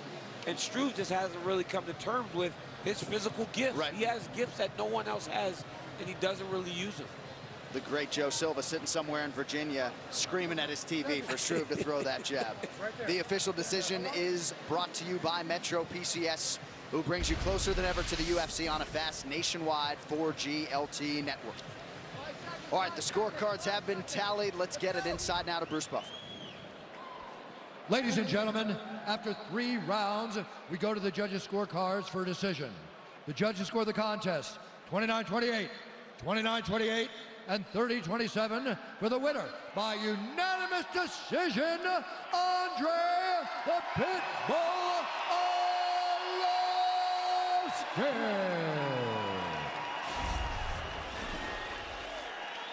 I'm here with the winner, Andre Arlovski. Andre, what's impressive about this fight is not just the victory over a top guy like Stefan Struve, but the fact that you added new things to your game. You got more takedowns in this fight tonight than in your entire UFC career, and you look like you still love it, and you're still fighting like a world-class fighter. You're absolutely right. I still have passion, I still have fire in my eyes, and like famous saying, you know, you can teach old dog new tricks. Definitely I learned something new, so I'm not at all. I'm ready to go. I was talking to Mike Brown. He was telling me how coachable you are. I mean, this is a very, very impressive performance. You obviously have in your mind to make another run at the title. 100%, you're absolutely right.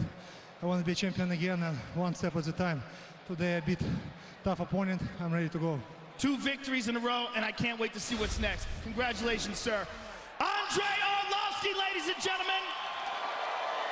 Big night for Andre Arlovski. That post-fight interview was brought to you by EA Sports. UFC 3, get up to 35% off for a limited time on PlayStation 4 and Xbox One. All right, coming up next, a huge opportunity for a couple of bantamweights. Let's see who seizes it. After a big knockout in December, Andre Sukumtok determined to carry that energy into this one against rising star Sean O'Malley. A bout that very well could be a coming-out party for the winner. 2017 may have been the year of the Sugar Show, but rising bantamweight star Sean O'Malley feels like he's just getting started. And in this, his first start of 2018, he will battle his toughest foe to date in veteran striker Andre Sukumtok. I'm excited fighting Sean O'Malley tonight because I think that he's a good striker, and so am I, and it just brings for a great fight for the fans. I'm going to make a statement with this performance tonight. I'm going to go out there and show everyone all my skills. I'm a very well-rounded fighter, and I'm very dangerous everywhere. Off my back, on the feet, on top, doesn't matter.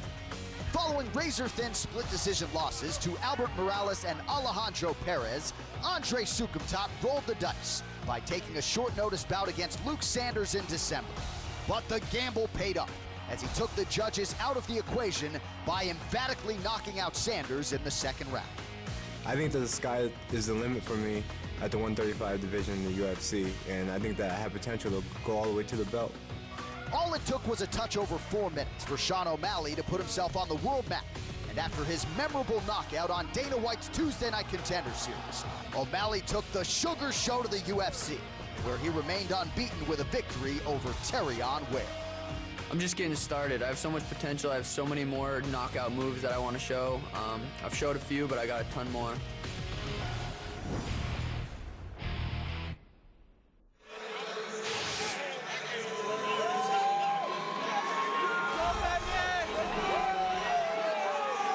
So here is the Rhode Island native Andre Sukumtop, the first fighter of Laos descent to be signed by the UFC. And DC, you've been saying it all night, he moved to Florida 4 years ago with $2,000 to his name, a kid with a dream, and largely it has paid off.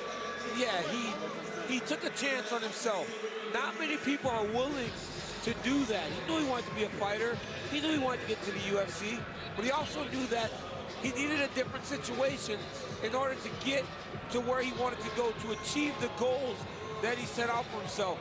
And his UFC career started off on the wrong foot. But he took a chance again on himself, fighting on short notice against the tough Luke Sanders, knowing that his job could have been on the line, went out there and delivered. So a big spot is not new to Andre Sukumtop, and he finds himself in another one tonight against Sean O'Malley. Yeah, this is an awesome opportunity for him. I mean, you look at his past 2 split decisions in a row, loses both of those fights, thinks it might be over. Right. Takes this short-term fight against Luke Sanders, knocks him out, back in the mix. Now all of a sudden he's got this young, wild kid that everybody's talking about in front of him. And he has another opportunity to shock the world. What Andre Sukumtop has is excellent striking and legitimate knockout power. And a lust for the competition. That's what makes this exciting. That is right, a lust for the competition. He was the consensus #1 MMA bantamweight in the Northeast outside the UFC for a while. Fought Rob Font in the amateur ranks back in the day. Andre Sukumtop with the biggest fight of his life here and now tonight in Las Vegas.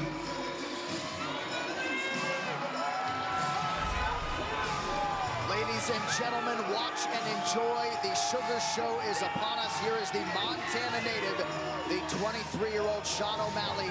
It has been an expeditious rise from Dana White's Tuesday Night Contender Series here to the greatest proving ground in the sport. O'Malley enters the octagon still undefeated tonight.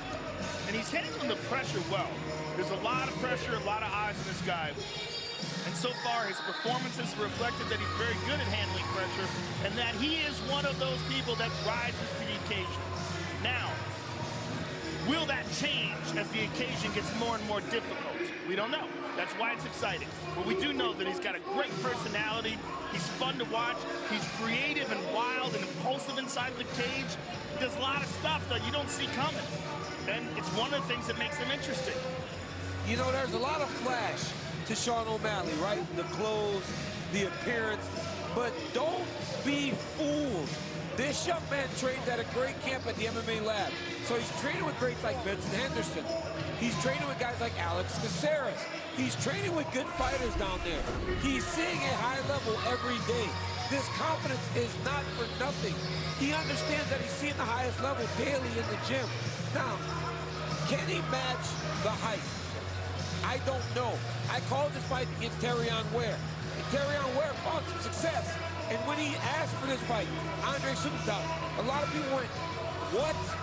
This is what you want? This is what you're asking for? And some people said it may be too much. But as you alluded to earlier, Joe, if he blows the roof off this place, he goes to a level even he couldn't imagine. Well, he's only 23. So what you saw a few months ago, this kid's a different person now. All right, this Tale of the Tape is brought to you by Modelo Especial, brewed with a fighting spirit since 1925. The 23-year-old switch stance fighter Sean O'Malley taking on the 29-year-old Andre Sukumtat. O'Malley 2 inches taller. He will have a 2-inch reach advantage. Very interesting matchup here at 135 pounds. To get us into it, here's Bruce Buffer. Ladies and gentlemen, this fight is 3 rounds in the UFC bantamweight division. Introducing first, fighting out of the blue corner, a mixed martial artist, fully professional record, 12 wins, 5 losses. He stands 5 feet 9 inches tall, weighing in at 135.5 pounds. Fighting out of Lake Worth, Florida, Andre, the Asian sensation, Sukumtat. And now introducing his opponent, fighting out of the red corner, a mixed martial artist holding an undefeated professional record, 9 wins, no losses. He stands 5 feet 11 inches tall, weighing in at 136 pounds. Fighting out of Glendale, Arizona, Sugar Sean O'Malley. And when the action begins, our referee in charge, Mark Smith. Mark Smith back in there for this one. Ariane Celeste is here for UFC 222. And this, of course, a matchup that a lot of fight fans had their eyes on coming in. It shall be done right now. Sean, ready? First round, fight's on. Sean O'Malley and Andre Sukumtat. Tonight's fight clock is brought to you by Modelo Especial, brewed with a fighting spirit since 1925. O'Malley will give you a lot of different looks on the feet. He is in green. Andre Sukumtat out of the orthodox stance in black. After Sean O'Malley's UFC debut at the Ultimate Fighter finale, he said, I'm going to be on pay-per-views and I'm going to become a star. He finds himself already on the main card of a UFC pay-per-view with a big opportunity to make that prediction come true. That's pretty crazy when you think about it. This is really his second official UFC fight. Right. Well, he got a star tattooed on his cheek because he's a star. So, Platinum Mike Perry tells you don't get a tattoo on your face until you've made it. Sean O'Malley's on pay-per-view tonight. Oh, nice outside kick by O'Malley. He heard him. He heard him. Something's going on with Sukumtat's leg. He's having a hard time with that leg. I was going to say Sukumtat has to be very careful with being against the side of the octagon. O'Malley will throw a whole bunch of different techniques at him if he finds him stationary. Yeah, I'm sorry to interrupt you, DC. The Sukumtat's left leg is still messing with him. Something's going on with it. O'Malley with a feint, heavy attack, moves very well. He's moving better now. It seems to be back under him. Oh, nice right hand by Sukumtat. Tight. O'Malley really responded well to that adversity against Terrion Ware last time out, DC, in that second round. Had a big third to put the finishing touches on that UFC debut. And that's what you want to see from a guy that has the hype, that has the idea that he's going to be something in this sport, is when things start to go sideways, they buckle down and they get the victory. And that was big for Sean O'Malley. But he is stalking Sukumtat. Ooh, nice low kick there. Ooh. He fights with so much confidence. He's so long, too. But he really knows how to keep guys at the end of his techniques. You can tell Andre hasn't truly got a beat on him yet. He hasn't figured out his timing because everything's changing. That's the second outside kick that's really affected Sukumtat. And he's got to be careful because if you're smart and you're O'Malley, when the outside kick lands that much, question mark kicking in the fight. Yeah.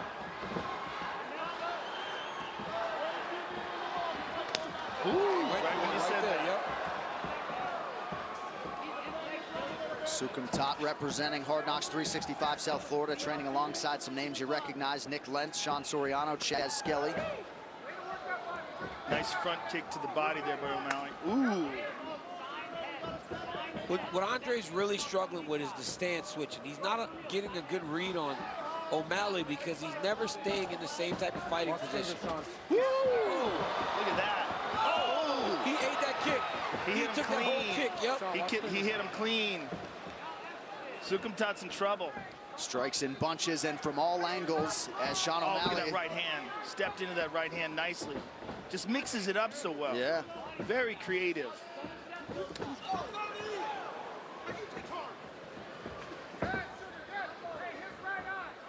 O'Malley closing as the betting favorite here tonight. He was the underdog slightly all week long. Perhaps some late action moving that number. He's so good at switching stances, too. I mean, you never know what stance he's firing off of. It's very important for Sukumta to get some respect here. He's got to get some respect from Sean O'Malley. Otherwise, he'll just get walked down. And O'Malley is too loose to start the fight in the rhythm. He's starting to find his rhythm. Andre's going to have problems if he allows him to get too comfortable. He's got to get some respect from Sean O'Malley. That step-in switch and then the high left kick is money for him. Oh! Sukumta back to his feet. Wow! Spinning attack from O'Malley. Wow. Man! That was a nasty pullback right hand by O'Malley. Here's that dart left. He's got a great lead left hand. He's looking for that left kick. Look at that straight left hand. And there's that high kick. Right now, Sukumta's just in survival mode. He's got him completely on his back foot.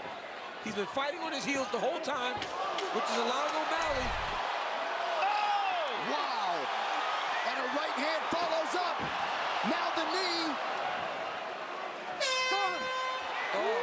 Welcome to the Sugar Show. A huge first for Sean O'Malley. Sukumta is walking around in a daze. They have got to get some ice and water over the head of Sukumta because he is still hurt very badly right now. He's almost fallen off his stool. He has got to get some respect. Here you go. Look at O'Malley. Front side leg kick. Then right here is outside leg kick. Buck with Sukumta. Then once again, outside leg kick. Kicking him short, knocking him down. Then right here, look at this spinning back fist. Inside, oh, head kick. He went high on that one. He did one earlier in the round where he kicked him on the inside. Just an offensive explosion by Sean O'Malley. Look at this pullback right hand. Boo! That was nasty. Pullback right hand. Right on the jump, Andre Sukumta. Man, look at him. Look at him, Joe. He's not okay. No. He's not okay. I hope his team did a great job of getting him back. They had to put water on him, put ice on his back to try to bring him back. He was out of that fight. 15 more seconds, fight was over. All right, guys, second round. Fight's on. All right, round two here. Sean O'Malley's coaches, his manager, all say the same thing. He's a big game player. He rises to the occasion. He has certainly done that early tonight. I like this. I like this from Sukumta. If you're going to go out, go out on your shield. If you're going out, go out on your shield. Don't just walk backwards. Pressure him. Go forward. Make him fight you. You have to. What he did in the first round didn't work, Joe. Going backwards didn't work. You got to go forward. You got to try to change something if you're Andre Sukumta. Yeah, I think he's got to turn this into a brawl. He's getting picked apart on the outside. And it's, again, what we said about O'Malley. This is probably the biggest test of his career. He looks better than he did in his last fight. Yes, he looks better than he did in the Contender Series. He's just better all the time. This is what you want when you're looking at a young prospect, a dynamic, exciting young guy that everybody's paying attention to. What happens next time when you see him? Is he getting better? Is he living up to the hype? Yes. And with Sean O'Malley, the answer is yes. He also had 14 amateur fights, 9-0 as a pro coming in tonight. He does a really good job of feinting. He doesn't just attack. Look at the feints. Little feint actions before he attacks with his punches or his kicks. He never just throws anything blind. And he's showing all kinds of different looks, so it's very hard for you to get set up on him. He is an ambidextrous fight, switches stances seamlessly. Splits the Sukumta guard there. And Andre's busted up now. A lot of people wondered how O'Malley would deal with a technical striker quite well so far. Oh, now we go to the ground. See what he's got off of his back here. He's got wrist control. Yep. So he can throw the legs over. Yep. Oh, he almost has a triangle. Almost has it. Yep, he almost has it, Joe. He's got it. And once he gets it, it's a little loose. It's a little loose. Why is Sukumta not a Why is he not recognizing this right now? He's got to recognize this is dangerous. This is a dangerous position. He's trying to pull it across and get it over the back of the knee. Almost. Still on the foot. See that space? Yeah. He wants to close that off. Doesn't quite have it. Joe, you still got to recognize danger if you're the top guy. You have to recognize danger and change it. Well, now by him circling that way, he's actually turning into it. Yes, he's going to give him a better angle on the finish. Oh, now he's tightening it up. He's grabbing hold of his shin too, so he knows how to adjust it. Sukhamthat actually circled into the triangle. Sukhamthat bleeding pretty good now. He's never been finished. This is his 18th pro fight tonight. Watch armbar here. Gotta be careful, armbar. O'Malley's taking armbar. He's in trouble. Oh, he slipped out of it. Nicely done by Sukhamthat in the side control. Got a little sloppy there. Got a little greedy. No denying the toughness of the Rhode Island product, Andre Sukhamthat. Less than 2 minutes here, round 2. And Sukhamthat in a great spot here. Side control, minute 47 to go. Yep. And, you know, there were small moments on the feet in this round. There weren't big moments for O'Malley. So if he can control his position for the next minute and 30 seconds, he may go 1-1 into the third. So for as big as round 1 was, for O'Malley, Sukhamthat can actually make this fight even going into the third round. O'Malley has 1 foot in the hip. I think he's going to push off and try to stand up. And Sukhamthat recognizes that and controls that left leg. I can make an argument for a 10-8 for O'Malley in round 1. Yep. Well, if we were using the new scoring system, which we're not. Right, yeah. Well, which is crazy. But the scoring, it's hard to know whether they're using it or not. Yeah. I think they're using he's attacking guillotine. He's attacking guillotine. Oh, look at this. That was so tight. It's so tight that he tried to roll to his back. Gave up his position. He's got a guillotine, and he did it with no control. But he hit the arms. He hit the arms. He's okay. You're allowed to hit the arms from that position. Yeah, but the first one hit the arms.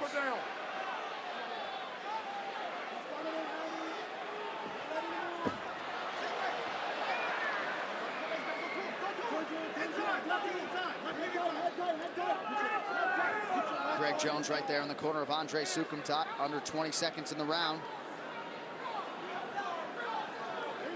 Well, whatever advantage that Sukhamthat had managed to get, he's just giving it back. Yep. Big way. Rear naked choke. Final seconds of the round here. Sukhamthat survives, but barely. This is a crazy fight. Great fight. Here's where we're at, buddy. I need some deep breaths from you. Give me your mouthpiece. Evan, hold on. Hey, Andre, you got me? You got me down in? Here we go. Fuck the bullshit. Let's go fight. Let's go fight. Believe in yourself, son. Believe in yourself here. Go take this motherfucker. You hear me? Be free. Just bounce around. Take your time. Don't be so urgent right off the bat, okay? Stay sharp and just quick with your punches, just like you did in that third round of Terry on fight, okay? You don't have to load We're up. right here. This first 10 seconds, this first 30 seconds, he's going to come out bombing like he did the last round. Be ready, okay? Dude, hey, talk to him. Talk to that motherfucker right here. The unauthorized reproduction or distribution of this copyrighted work is illegal and punishable under law. Move back.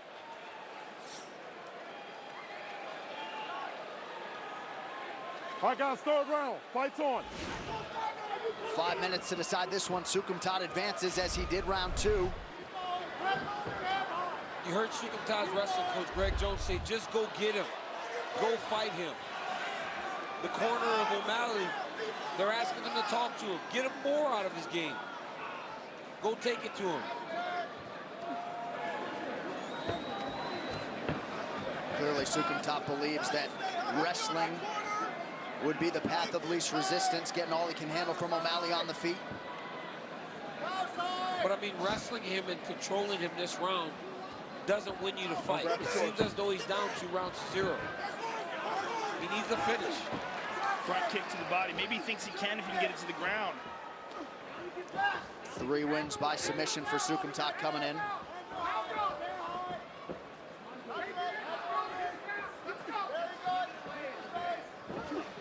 He's so good at switching stances. I mean, it seems like he could fight just as good southpaw as he can orthodox.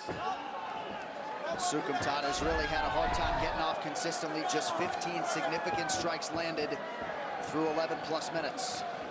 Sean O'Malley manages distance really well. Look at those little movements that takes him out of the... There could be danger, but that's a little movement backwards or a little movement to the side that's giving Sukumtat trouble. Oh.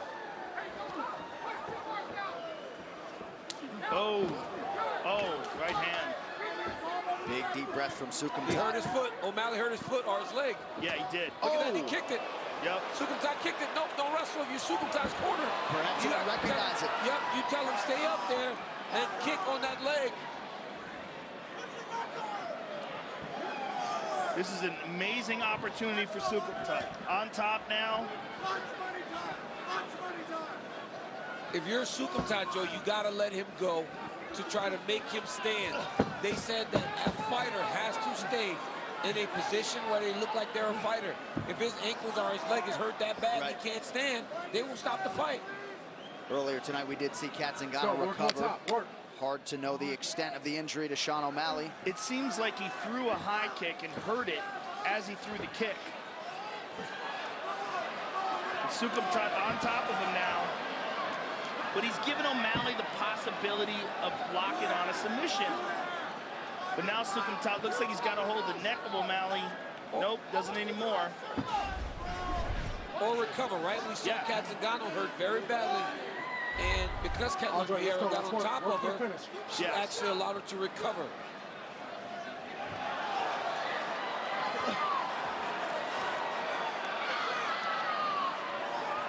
Two minutes now to decide this fight. O'Malley back to his feet now. Gonna be interesting if we get back to the center to see how O'Malley barely can stand. Can't put pressure on the right foot. Kicking it. No! And again, Sukumtat with a wayward shot. This is crazy that Sukumtat's actually forcing these takedowns. Seeing that O'Malley's in some serious pain. Yeah, he's hurt. It's very possible that something's broken. And of course, as soon as Mark Smith asks him if he was okay, he immediately stays in the fight and says he is. He's looking for the neck. He's looking for the neck. Yeah, he's got to let it go now. I think O'Malley said, I don't tap. He said, I don't tap. Well, he should be very happy that Sukumtat wants to fight on the ground here. But he's the one that's getting up. Yeah. I don't understand what Sukumtat's doing here. His corner. Big elbow. Joe, spinning elbow. And look at this. Sukumtat's corner screaming at him to back off. Now they're calling for elbows, but Andre doing his thing. They are begging him to let him back to his feet. Right. O'Malley was hopping up on one leg, trying to fight. Yeah, I mean, it's like he almost can't walk. It is amazing that Andre Sukumtat does not recognize this. Sukumtat looks like he's going for a choke here. Nope. Knee to the body. O'Malley can't get back up to his feet. Whatever the injury is on his right leg, he might just have to ride this round out. Well, he has to. But he was so far ahead that he's fine, I believe. You're going to see at the end of the round, he won't be able to stand. An appreciative Vegas crowd here as Andre Sukumtat and Sean O'Malley go the distance. Look at him now. Yeah, now it's over. He's in agony.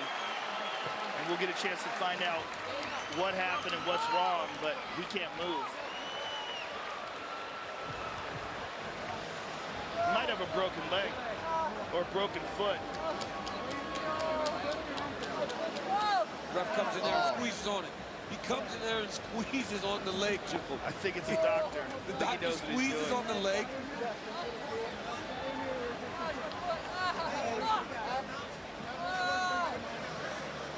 He's in agony.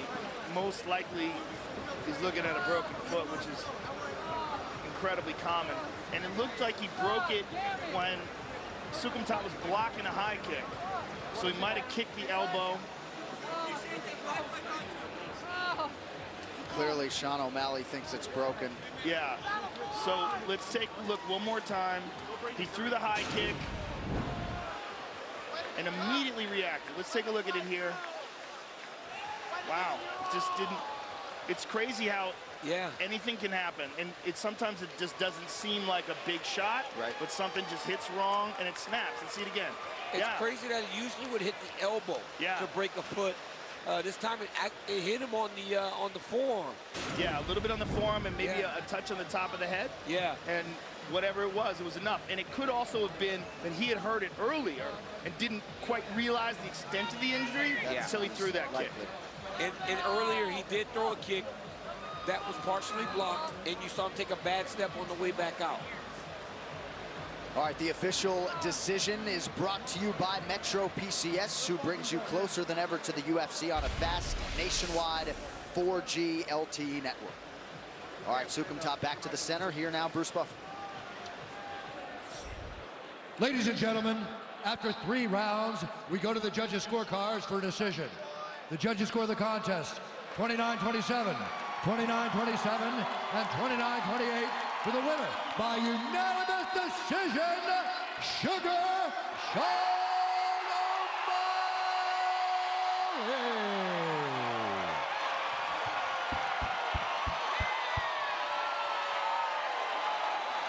Sean, congratulations. Tell me what happened with your foot. The inside of it, I can't feel it. It went numb and I couldn't even step on it.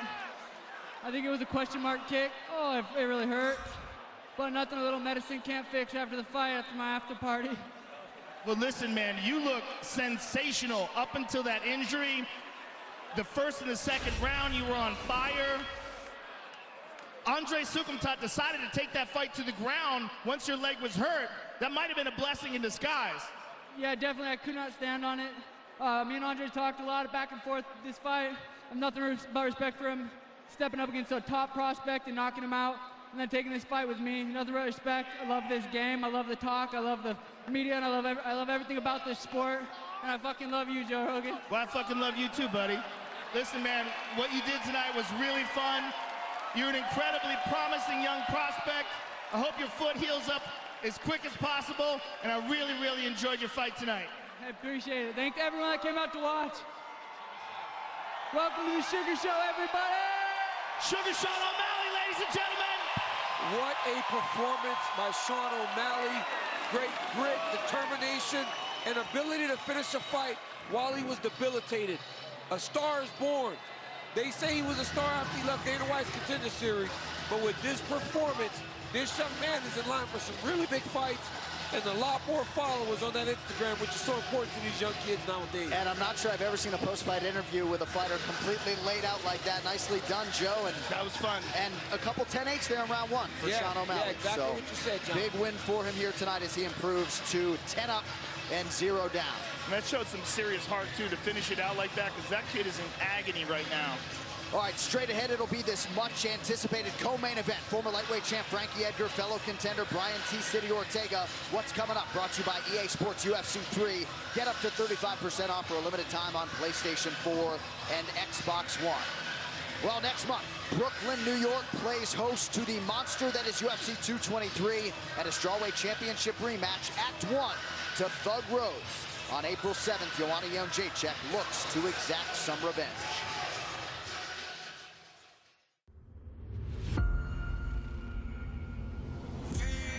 Two best strawweights in the world. It's a dance for the wild. I knew that I was gonna knock her out. That's all I was focused on. Unbelievable! It's slipping through my... Rose was lucky in our first fight. I think she's a fluke. Not this time.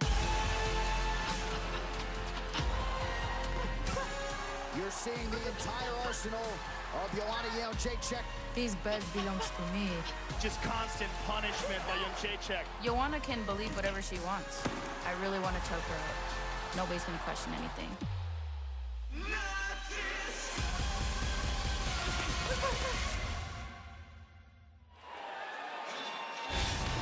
What a fascinating rematch that is.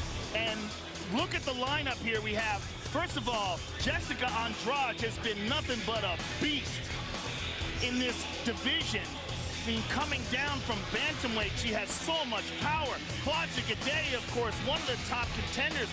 Karolina Kowalkiewicz, who has a victory over the champion now. Look, this is an amazing, amazing division, but the most exciting fight, without a doubt, is this rematch. It is so intriguing, and the first victory was so unexpected because the way she did it, I say you should say the first victory, the first fight. Right. The way Thug Rose landed that left hook right there, took her down and put her out, and then this guy starts screaming out, Thug Rose! Right after Rose Namajunas, oh my God, Rose Namajunas, John Anik. Joe Rogan, oh no, and then it was Thug Rose. It was just flat out pandemonium when Rose Namajunas did what she did to Joanna Jędrzejczyk. Unbelievable. I cannot wait for the rematch because you know Joanna is coming for revenge. And Rose Namajunas, blank stare, looks to defend her championship. I can't wait for Brooklyn. And Joanna is the betting favorite in the rematch. I would imagine, yes. So that's what's weird to me. I mean, I don't understand that. Look at Joe Rogan all over the betting lines. Wow, I'm hanging out with you too much. You're a bad influence. DC, can you give me one more Thug Rose, please, before? Thug Rose! Thank you, buddy. So look at this main card. 223, Namajunas Jędrzejczyk, of course, Tony Ferguson and Khabib Nurmagomedov. Hopefully the fourth time will be the charm. Renato Moicano and the Bostonian Calvin Kattar, Chiesa and Pettis. People are forgetting about Chiesa and Pettis. Yeah. That's an amazing fight. All right, well, everyone is enjoying UFC 222. Here's a look inside Buffalo Wild Wings, inside the Miracle Mile shops right here on the iconic Vegas Strip. How about Tyron Woodley getting the high and tight fade going? The UFC welterweight king taking in the action with some UFC fans. Maybe even enjoying a Modelo or two as everybody takes in UFC 222 tonight. All right, as we get ready for our co-main event, we show you the current top 5 at 145 pounds. These UFC featherweight rankings brought to you by EA Sports UFC 3. Get up to 35% off for a limited time on PlayStation 4 and Xbox One. And DC, here we are in this featherweight division. All indications are the winner tonight between 2 versus 3 will be next for the streaking champion, Max Holloway. Yeah, this is a big fight for Frankie Edgar and Brian Ortega. Remember, Frankie Edgar was supposed to enter the blessed era tonight and fight Max Holloway, but the man, the fighter of the year, said, it's okay, give me Brian Ortega. Ortega said, I want to earn my opportunity. I want to be the first man to finish Frankie Edgar. Whoever wins this fight will fight Max Holloway, one of the best champions in the UFC. Fantastic fight. Let's get it going.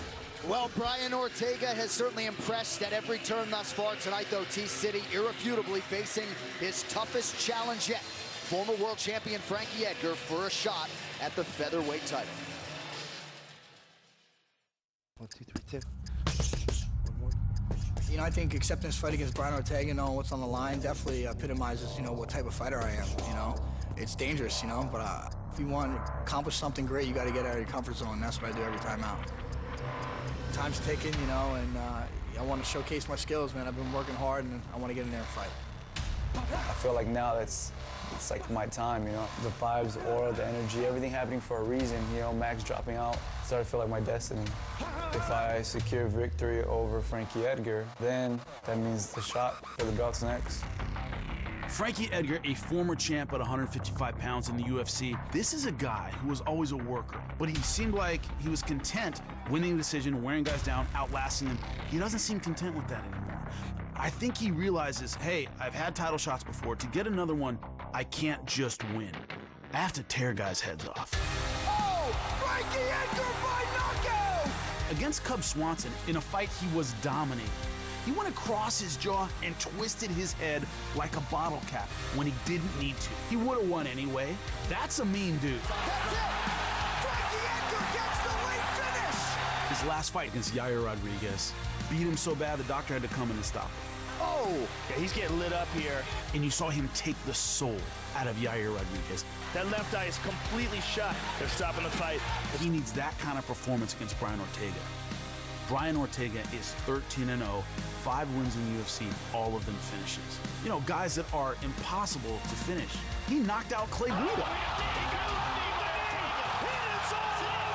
Against Cub Swanson, a guillotine that looked like Cub Swanson was tapping for his life. He readjusted the hands. I don't know. It might be tighter. There's the tap. Brian T. City Ortega is still undefeated. All my idols are turning into rivals. You know, it started with Clay, then with Cub, now with Frankie. I feel like I'm gonna keep the finishing streak going, you know? I'm gonna look for any opportunity to finish him. Everybody I fight says they're gonna be the first person to finish me, and most of them get finished themselves. Brian Ortega is in store for an animal. March 3rd, I'm gonna go in there, get my hand raised, go home, relax, wait for Max to get better, and go take his belt.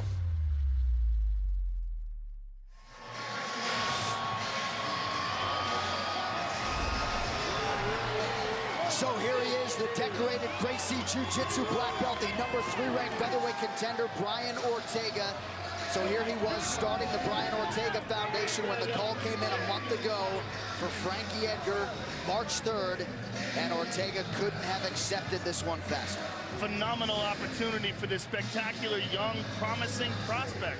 I mean, you're looking at an undefeated kid who shows jiu-jitsu at a level rarely seen inside the octagon. And he's from the base, man. He's from the Torrance Academy. Yeah. I mean, this kid is like, that's close to the lineage of the original Gracie Jiu-Jitsu as you get. All of his techniques are just rock-solid basics, triangles, arm bars, guillotine chokes, inescapable precision in the technique, excellent boxing, and just knows how to win, has a winner's mentality, a warrior's mindset. And this is the biggest opportunity of his career. Tonight's Prep Point brought to you by Modelo Especial, brewed with a fighting spirit since 1925. And of course, DC Ortega, you know, he turned down Josh Emmett, Jeremy Stevens, Darren Elkins, and he couldn't have accepted this Edgar fight any faster. Pretty incredible. Yeah, on Thursday he told us he doesn't want to be thought of as a guy that turns people away, but they have to make sense. He's looking forward to a title shot and knew that a win over Frankie Edgar would propel him to that fight with Max Holloway. This young man and his crew believe that he is going to be the UFC champion. It's only a matter of time. So even on 3 weeks' notice, right at this tremendous wave of momentum, they had no doubt that this was the right move, fighting Frankie Edgar. Big spot tonight for T-City, Brian Ortega.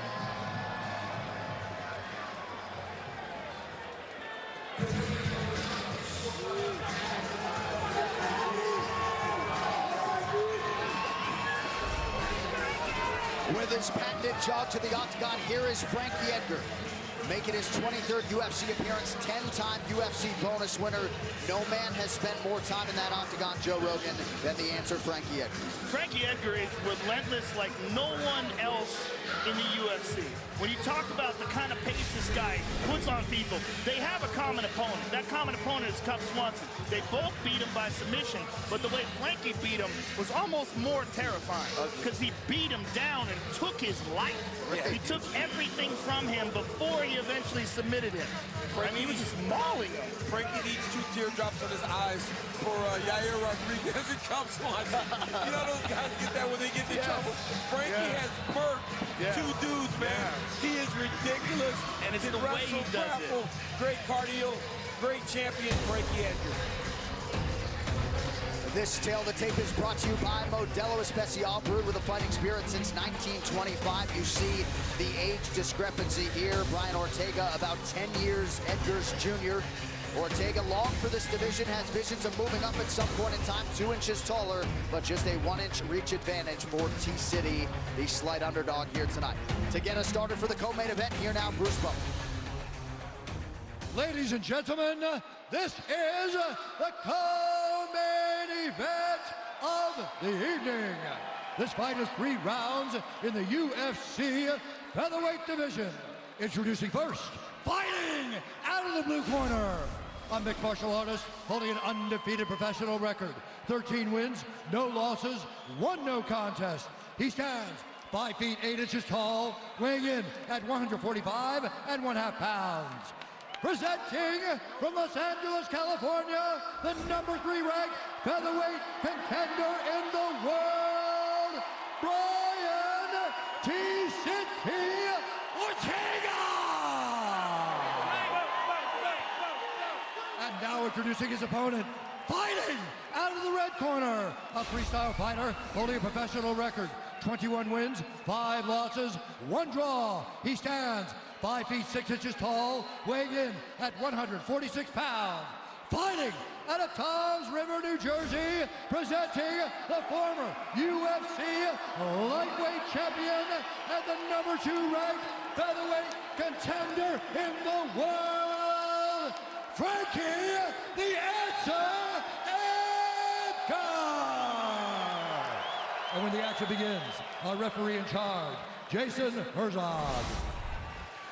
Jason Herzog, our referee. The lovely Brittany Palmer is here. Thank you, Brittany. The wait is over. Frankie Edgar back for the first time since that Yair Rodriguez fight last May at UFC 211. Trying to bounce Brian T-City Ortega from the ranks of the unbeaten. Tonight's fight clock is brought to you by Modelo Especial, brewed with a fighting spirit since 1925. Right away, you see a big height and reach difference. Brian Ortega quite a bit longer and taller than Frankie Edgar. T-City will throw a lot of different stances, switches constantly, not afraid to get hit, not afraid to get taken down.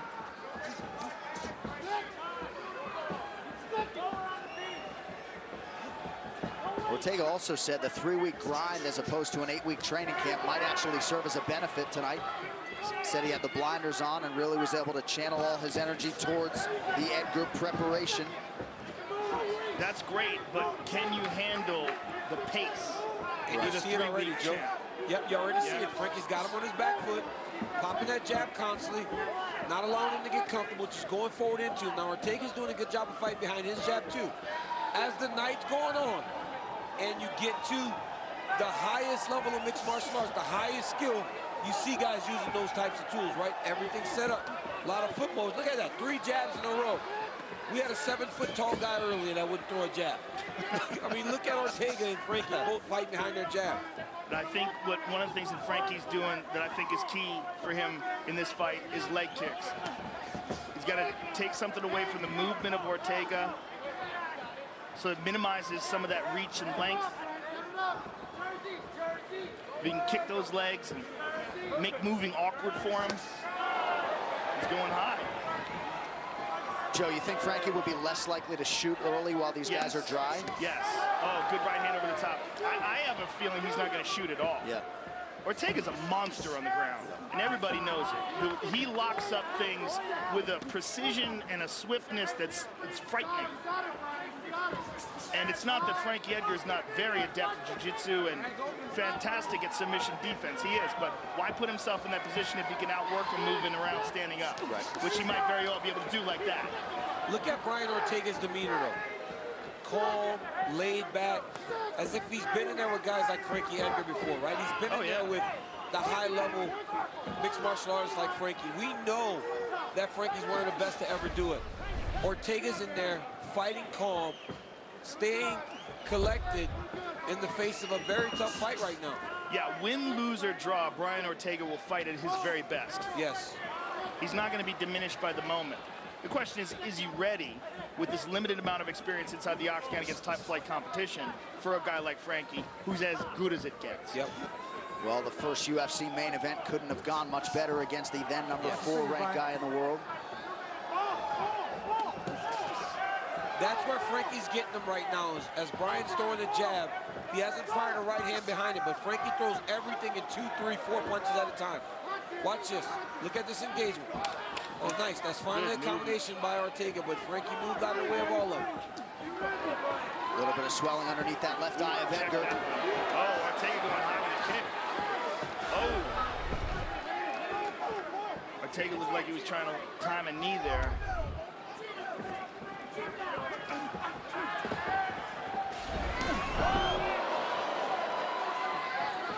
Ortega looks so much bigger. Yeah, he does. He looks big. Right hand lands over the top for Edgar. About a minute to go here, round one.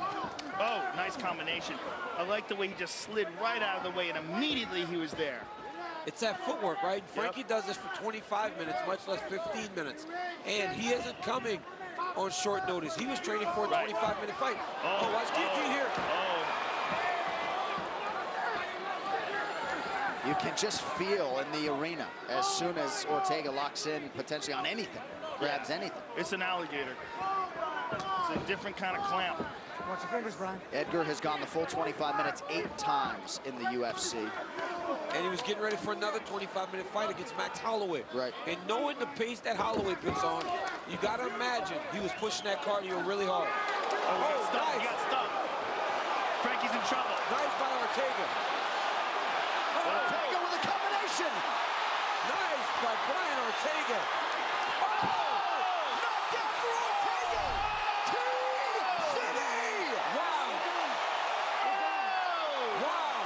Brian Ortega has done it. He becomes the first man to finish Frankie Edgar. Do you believe what we just saw? Wow. Beautiful. Unbelievable by Brian Ortega. He just came over to say hi. We've seen Frankie Edgar hurt before and recover, but Ortega took his time and found the kill shot. He didn't overextend. He didn't go crazy. He found that beautiful uppercut, knocked Edgar down again. Hammer fist ends the show. Unbelievable. Let's watch it, because look at the calm demeanor on this kid's face once he hurts him. Elbow. Oh, he hurt him with the elbow. Yeah. So Frankie got hurt there with the elbow. You see him wobbled. It was the demeanor. Hurt him bad there. That is a very good stoppage. He was hurt very bad. This wasn't like the Gray Maynard fight where he was still moving after he was hurt. Look at this. Boom! Just found his distance, Joe. Backed up just enough to get full extension on that uppercut. Knocked Frankie down, hammer fist. Look at that. 1, 2 hammer fists. Referee makes a great stoppage of the fight. I know we've never seen Frankie Edgar get stopped before, but that was a good stoppage. What a performance by Brian Ortega. Unbelievable. And we talk so much about the Gracie Jiu-Jitsu, and how about the moment for the boxing coach, James Larson, as Brian Ortega produces the knockout of his life here tonight. The official decision is brought to you by Metro PCS, who brings you closer than ever to the UFC on a fast nationwide 4G LTE network. Bruce Buffer now to make this one official. Ladies and gentlemen, referee Jason Herzog has called a stop to this contest at 4 minutes, 44 seconds of the very first round, declaring the winner by knockout, Brian T-City Ortega!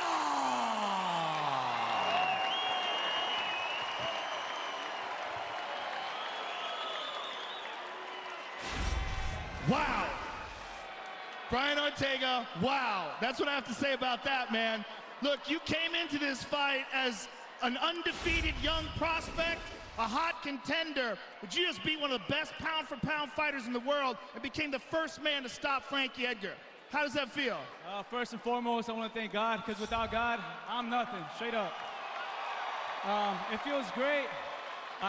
This is something I've always envisioned. I've always seen it, you know what I'm saying, in my dreams and everything. And even in my fears, I fear myself getting knocked out. But that fear makes me kind of deadly in here, as you've seen. And, I mean, I'm making history, you know, and I'm just humble. And to be able to just share the octagon with him is an honor, you know. Frankie's a legend. Oh, let's all just give Frankie a big cheers, please. Thank you, guys. It feels great. Brian, let's take a look at the elbow that started it all off. You were in the middle of the exchange. You caught him with this perfect elbow, just right there, boom. And as soon as you see him get rocked, you stayed calm and composed. We'll see it from another angle.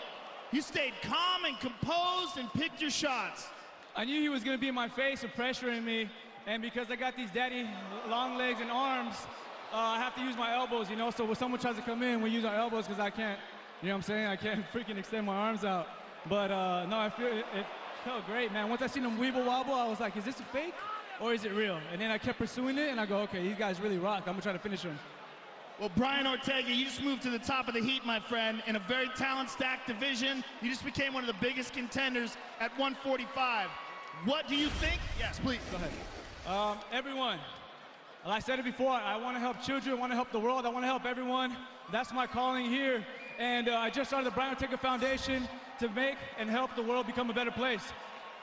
Congratulations, and I can't wait to see you in here again. Brian Ortega, ladies and gentlemen. Ladies and gentlemen, Brian Ortega is not only a contender, he is the contender for the featherweight title against Max Holloway. Two young, exciting fighters. I cannot wait for this fight. What a performance. What a show of patience.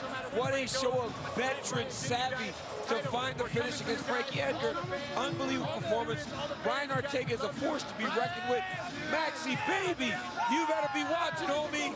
Kid is a total inspiration and maybe one of the few guys who can match some of the size and length that Max Holloway brings to the table. All right, still to come here from Vegas. Our championship main event, belt holder / beast. Chris Cyborg looking to defend against the underdog challenger, Kunitskaya. What's coming up brought to you by EA Sports UFC 3. Get up to 35% off for a limited time on PlayStation 4 and Xbox One. Well, next month, when the UFC returns to pay-per-view, we will do so with one of the most anticipated matchups in UFC history. That is not hyperbole, folks. April 7th, I would mark your calendar.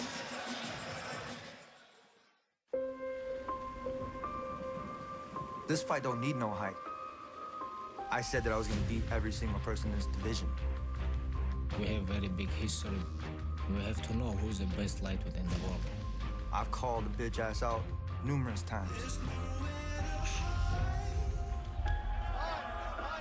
I'm already the #1 lightweight in the world. I am undefeated all my career. Khabib Nurmagomedov mauls people. I'm going to smash him, make him quit, block something.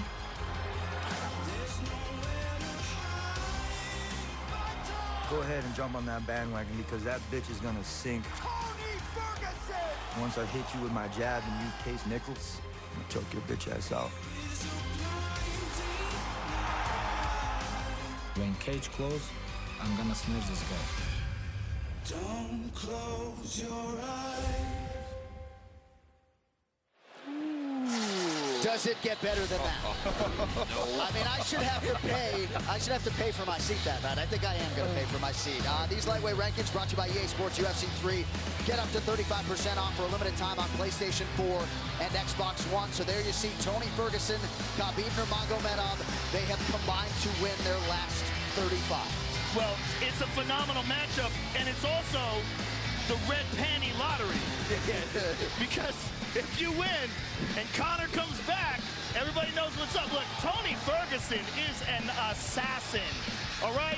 Phenomenal jiu-jitsu, great wrestling, knockout power, knows how to win.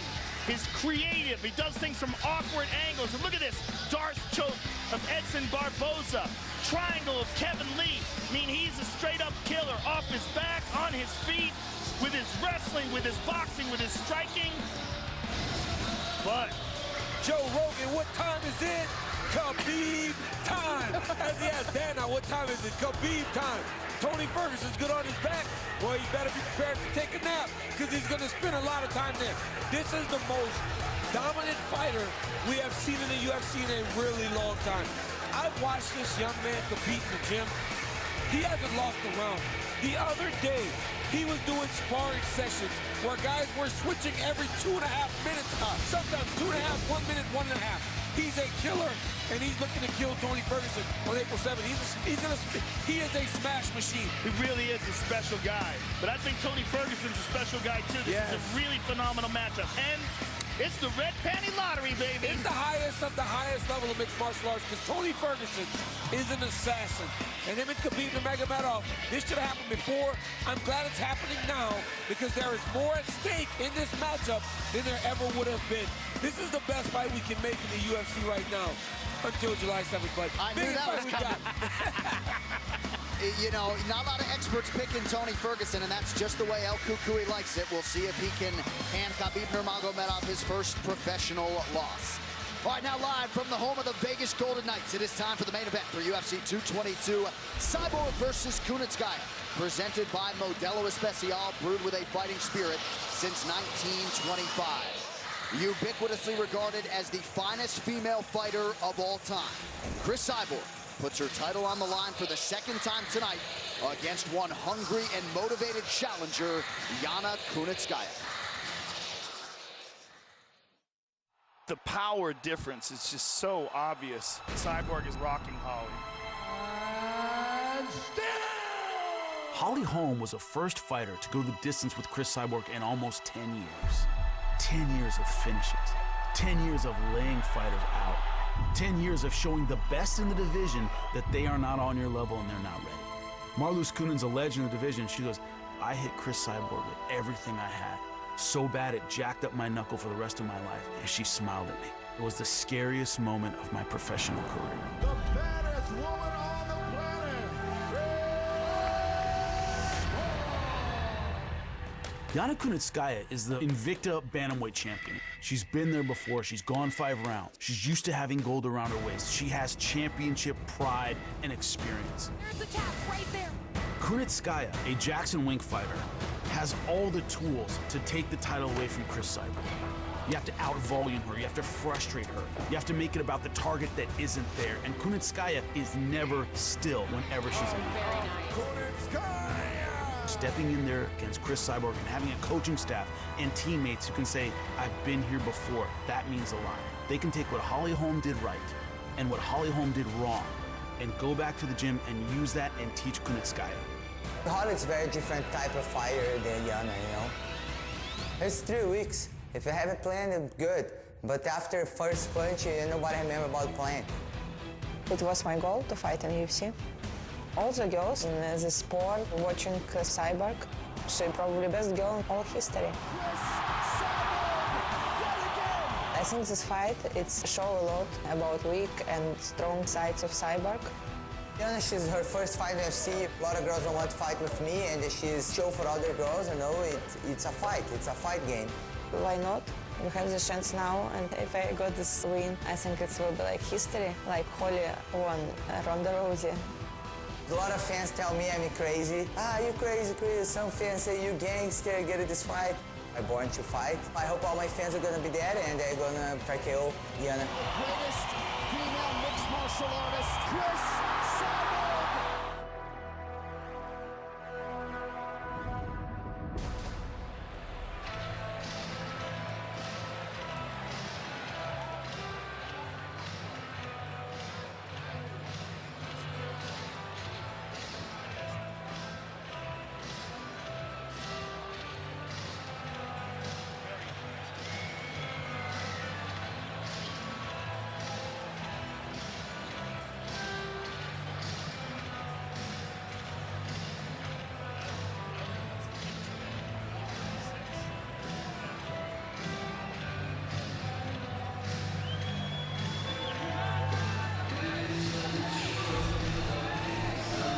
Representing the Jackson Wink MMA Academy in Albuquerque, New Mexico, here is Yana Kunitskaya making her UFC debut and fighting Cris Cyborg for the featherweight title. She feels like those 25 minutes, Joe, on tape of Cyborg versus her teammate Holly Holm are of tremendous value. She is about as prepared, healthy, and primed as she could be for the challenge in front of her tonight. She looks about as calm as you can be when you're making your UFC debut on 3 weeks' notice and you're about to fight Cyborg in the main event. That's about as calm as a person could be. That's good. That means she knows how to compete. She knows what this is all about. She's fought in Invicta. She became the bantamweight champion. She truly believes that she is a world-class professional and a world championship caliber fighter. And she thinks that she can prove it tonight if she can figure out a way to solve the riddle that is the destroyer known as the UFC Women's Featherweight Champion. Tonight's Prep Point is brought to you by Modelo Especial, brewed with a fighting spirit since 1925. Yana will be one of the biggest underdogs in UFC championship history. But when I think about this fight, I think about sacrifice. When we talked to Yana on Thursday, she told us that there are times where she doesn't see her son for a really long time because the focus has to be on training. Right. She hasn't seen her young kid, 3-year-old kid, for 10 weeks. 10 weeks now, because she's been preparing for the fight that she was going to have, but now a bigger fight in Chris Cyborg. This young lady is very motivated to pull this big upset and believes that she has the ability to knock off Chris Cyborg. A lot of people are beat before they step in there with Cyborg. Yana Kunitskaya isn't. She is not afraid of Chris Cyborg. Right. She is not afraid of this moment. She believes she was made for this moment and has been looking forward to it for a really long time.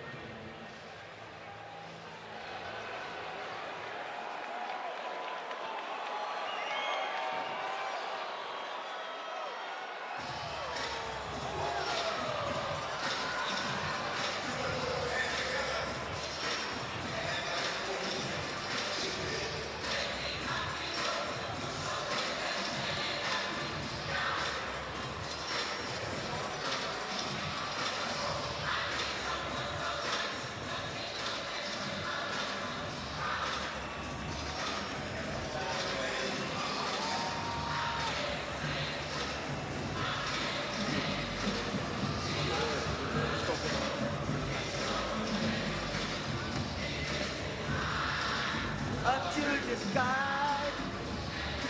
Nigga bateu tudo.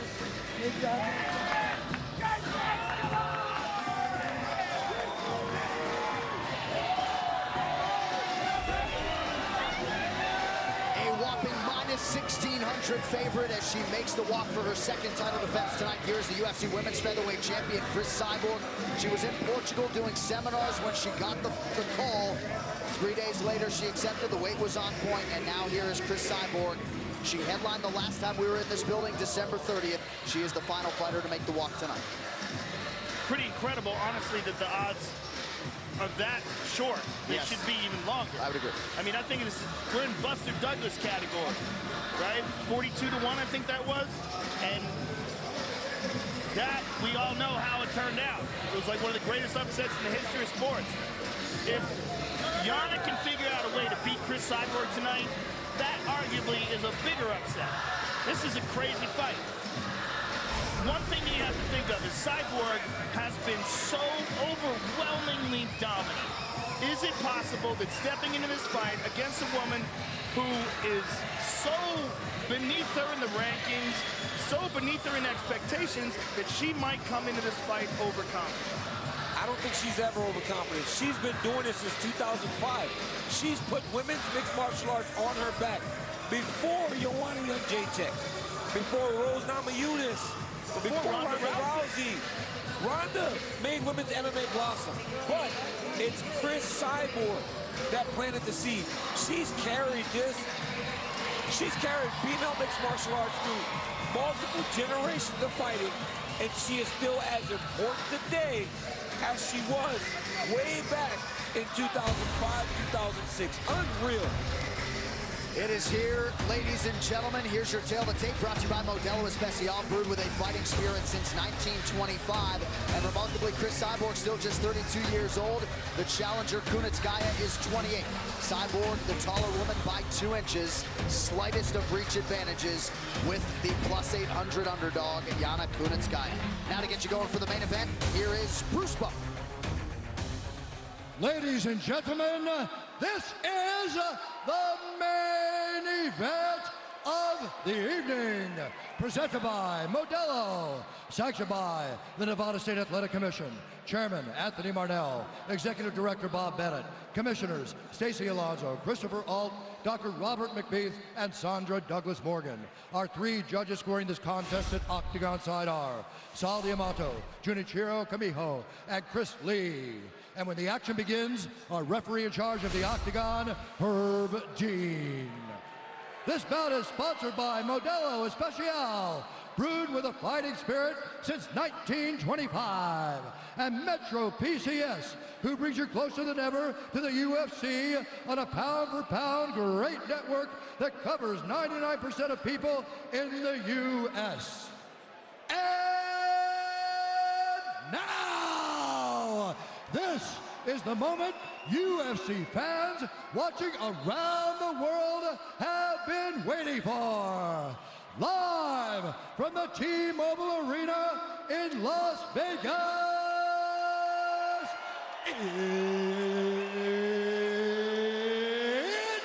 time! 5 rounds for the undisputed UFC Featherweight Championship of the World. Introducing first, fighting out of the blue corner, a mixed martial artist holding a professional record, 10 wins, 3 losses, 1 no contest. She stands 5 feet 6 inches tall, weighing in at 144 pounds.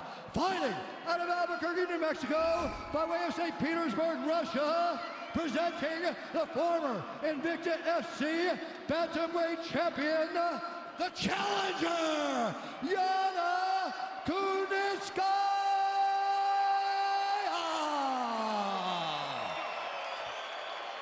And now introducing her opponent, fighting out of the red corner, a mixed martial artist holding a professional record, 19 wins, 1 loss, 1 no contest. She stands 5 feet 8 inches tall, weighing in at 145 pounds. Fighting out of Huntington Beach, California, by way of Curitiba, Brazil, presenting the former Strikeforce World Champion and the reigning, defending, undisputed UFC Featherweight Champion of the World, Chris Cyborg!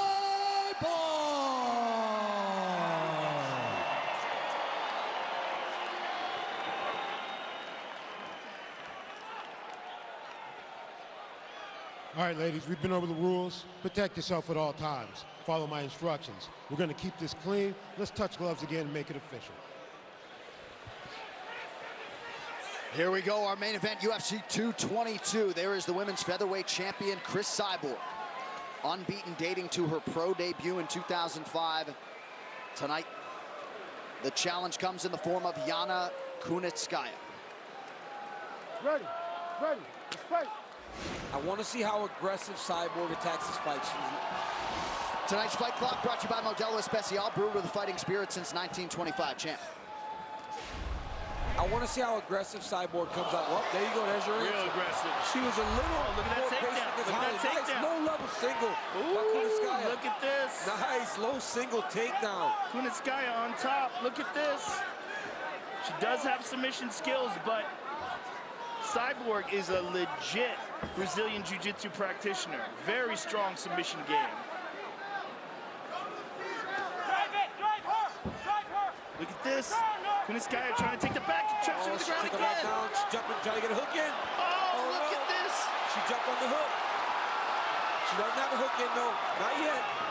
Cyborg's doing a good job. She's got to use the fence to peel her off. There you go. Yana better get back on those legs. Kunitskaya very aggressive here with the takedowns.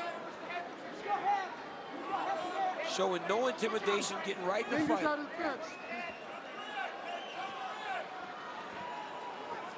Nothing to lose, of course, for Yana Kunitskaya coming in here tonight. Her last fight for the vacant Invicta 135-pound title. She said her game plan was risk-averse. She wanted the experience of those 25 minutes to prove to herself she could go hard. She's off to a pretty good start tonight. I watched a lot of her bantamweight fights, and Invicta, she did a lot of clinch work, and I was wondering whether or not she would avoid that against Cyborg, and I got my answer real quick. I'm impressed with her clinch. She's real strong physically. To be able to hold Cyborg against the fence like that shows her physical strength. Now she's got 2 underhooks going to lock her hands, throwing those knees.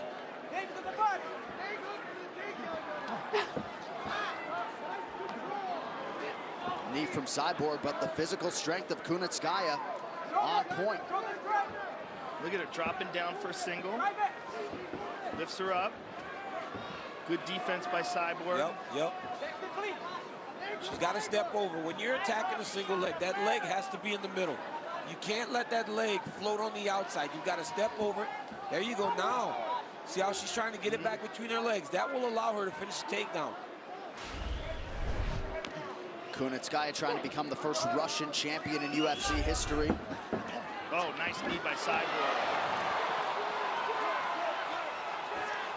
Cyborg to the body now. Right hand over the top.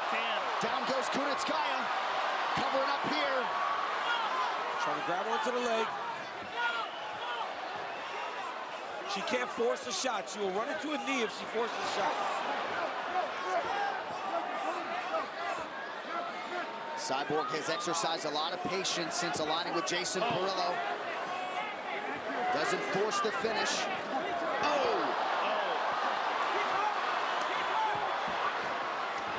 Big ground and pound here from Cyborg.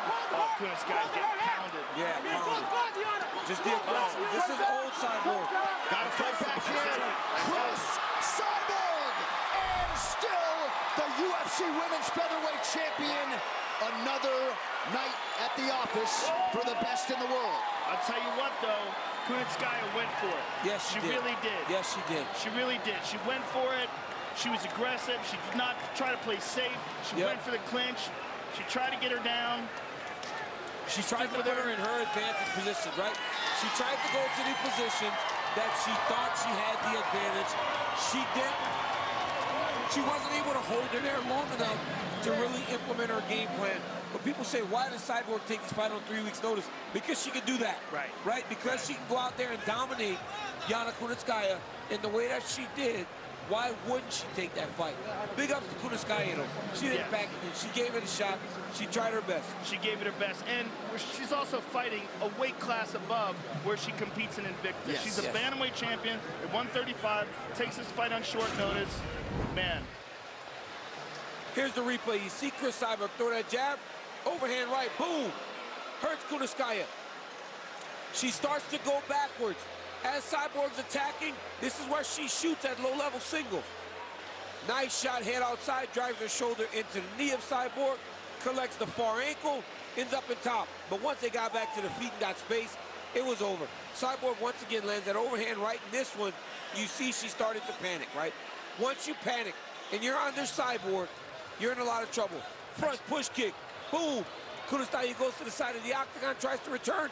Another overhand right, this one splits the guard. Knocks her down, and from here it's just survival mode. Cyborg is in there dominating. At one point she takes both of her hands and does like the Bigfoot smash with two hands to try to, look at that, two hands trying to hit Kunitskaya. Unbelievable performance by the champ, Chris Cyborg.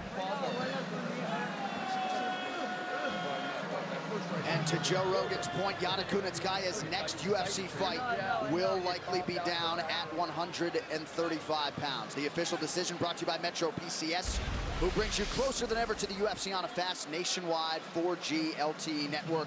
One final time tonight, here's Bruce Buffer. Ladies and gentlemen, referee Herb Dean has called a stop to this contest at 3 minutes, 25 seconds of the very first round, declaring the winner by TKO and still the undisputed UFC featherweight champion of the world, Chris Cyborg.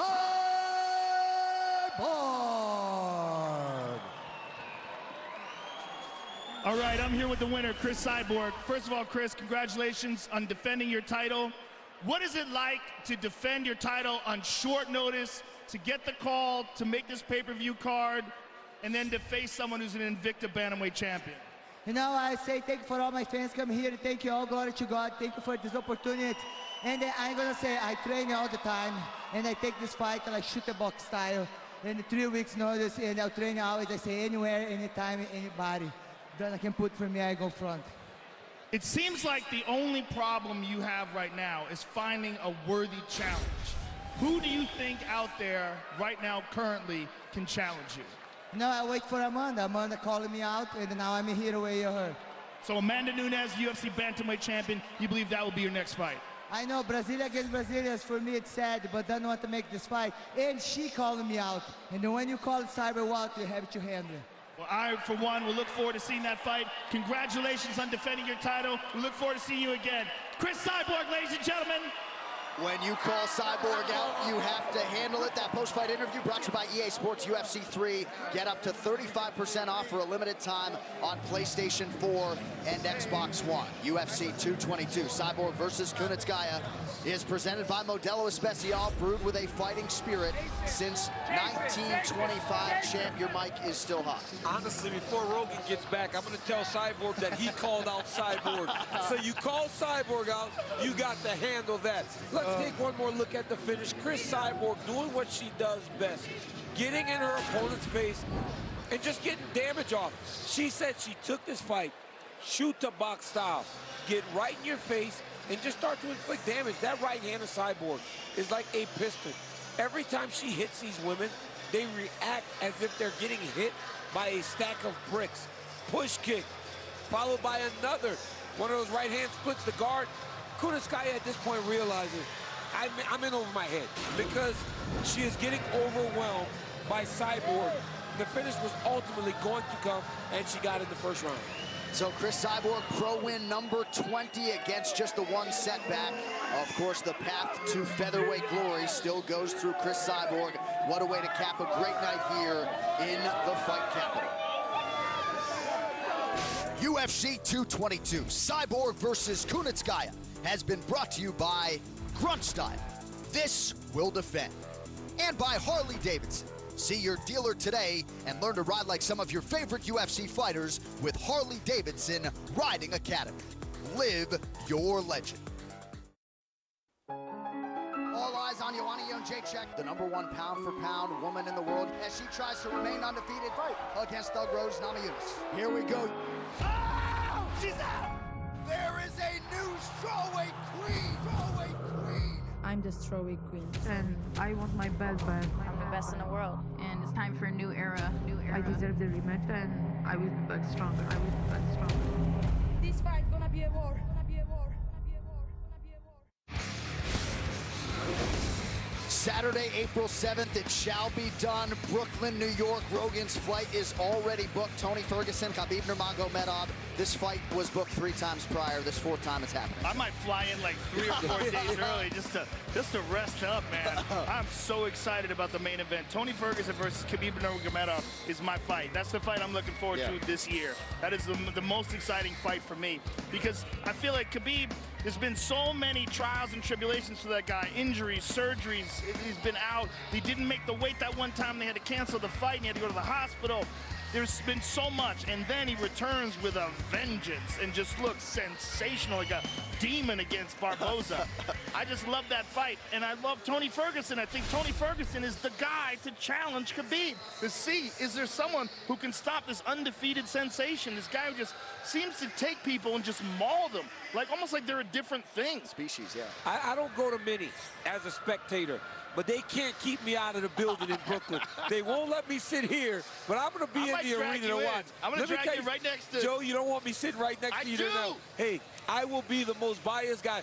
You know, Tony Ferguson trains with Eddie Bravo, your guy too, so you guys are teammates, we're teammates. Don't start this, Joe. Listen, I've had problems before. It might end up being DC versus Joe, Khabib versus Tony, tag team match for the UFC lightweight title. Can I get the lightweight title? I want to hear you yell out Thug Rose again, too. I do want to yell out Thug Rose. You got to come right over. If it happens, come right over, right here. Grab Doug Rose. Doug Rose. It'll be like me and Joe be kissing each other almost if Rose wins, though. She's got a big task ahead of her. That is a big task. I would like to get my face in there right next to Joe. We'll go cheek to cheek, and I'll yell Thug Rose. 100%. We will get you a headset for that fight. I would look around if she wins. If she wins, I will look around. Try to get you. I don't want to piss off Joanna Jędrzejczyk, the boogie woman. She scared Joe. She scared Joe in New York last time. We all know she scared you last time, Joe.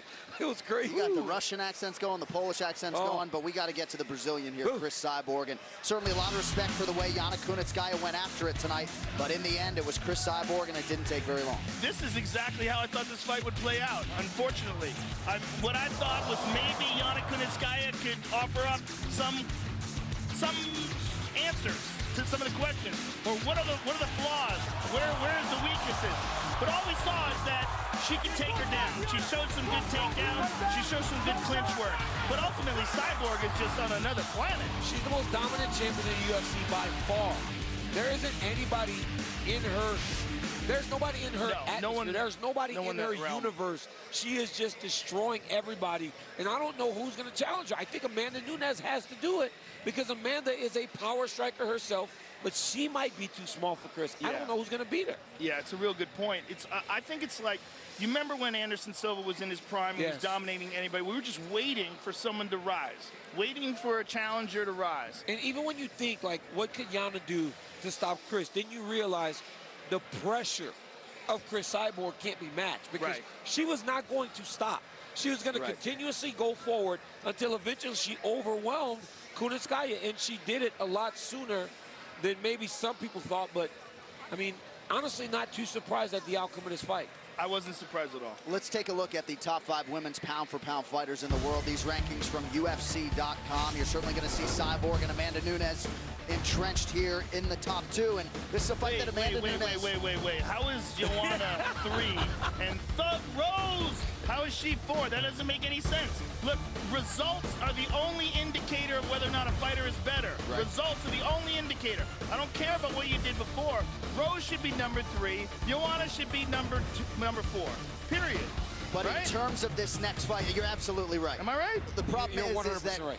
you know, the way vote. Hey, I tried to fight the battle earlier. Amanda Nunes. Voting does? Amanda Nunes. Now, I believe she is the most viable fight for Chris Cyborg, but after watching Amanda in her career at times struggle, I don't know if she can stop Chris Cyborg, but in terms of power, she may be the only one that may be able to gain some respect from Chris with her own. I mean, look at the reactions of Misha Tate and Ronda Rousey. Those are the reactions that are usually reserved for people fighting Chris Cyborg. So maybe Amanda, and she wants this fight. So maybe she sees something in Cyborg. Quite honestly. Maybe Amanda. I mean, maybe Amanda can go with Chris Cyborg. I think Amanda's a more accurate striker. Yes. I think Cyborg mauls people. Cyborg's tremendous, but I think Amanda catches people on the end of everything. I mean, you look at the way she took out Ronda Rousey. You look at the way she took out Misha Tate. She is a nasty striker. She's also a person who's comfortable in making 135 pounds, whereas Cyborg would have to chop off a foot to make that weight. Yeah, so when she hit Cyborg with the... Does it stop Cyborg a little bit? I mean, does Cyborg go, oh my goodness, I respect this power? Because that's the biggest issue when you fight Chris Cyborg. No one's made her respect the power because I don't think they hit hard enough. Does Amanda Nunes have to sit down and go, boom, and is she willing to maybe take one, to give one, to earn that respect? I don't know if she can do it. I always go back to the Cyborg fight where I think Cyborg impressed me the most in a loss when she fought in Muay Thai against Joanna Barge.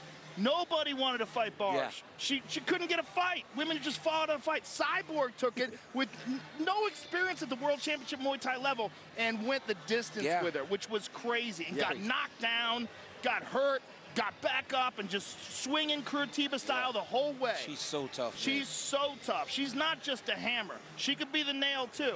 She knows how to take it. Well, Nunes wanted the fight, and now Cyborg seems to want it, so perhaps that'll be done. And for Amanda, obviously, chance to become a 2-division champion. She's talked about putting some muscle on. All of that said, tonight is not going to be remembered for Chris Cyborg and Yana Kunitskaya, with all due respect. Tonight belongs to T-City, who did to Frankie Edgar what no man had done in nearly 30 pro fights. That kid's special. He's special in his composure. He's special in his abilities. And in the timing of that elbow, look at that thing. He catches him here, rocks him, and then literally plants him with that uppercut. I mean, beautiful. To this point, Frankie was having a lot of success. That round ended, Frankie would have won round 1. He was doing a good job. But Brian Ortega, his facial expression never changed. Right the whole time, whether he was getting hit, whether he was getting kicked, he just stayed the course. And to time that elbow, he took Frankie throwing these long combinations over and over, time that elbow, and then not to go crazy, not to just overthrow a punch, fall down. Take your time. Throw punches at Frankie that won't matter, and then to create the distance, throw his entire body into the uppercut. You see his hips go. Boom! Everything went into that punch to knock out Frankie Edgar. Unbelievable performance by Brian Ortega. And we all thought that if this fight ended, it would be by submission. He does it by knockout over Frankie Edgar. who had never been knocked out by big guys like Grant Maynard at 155. Yeah, it was pretty crazy. You also have to take into consideration Frankie Edgar's had a long career. He's 36 years old, and that is when the slide starts to happen.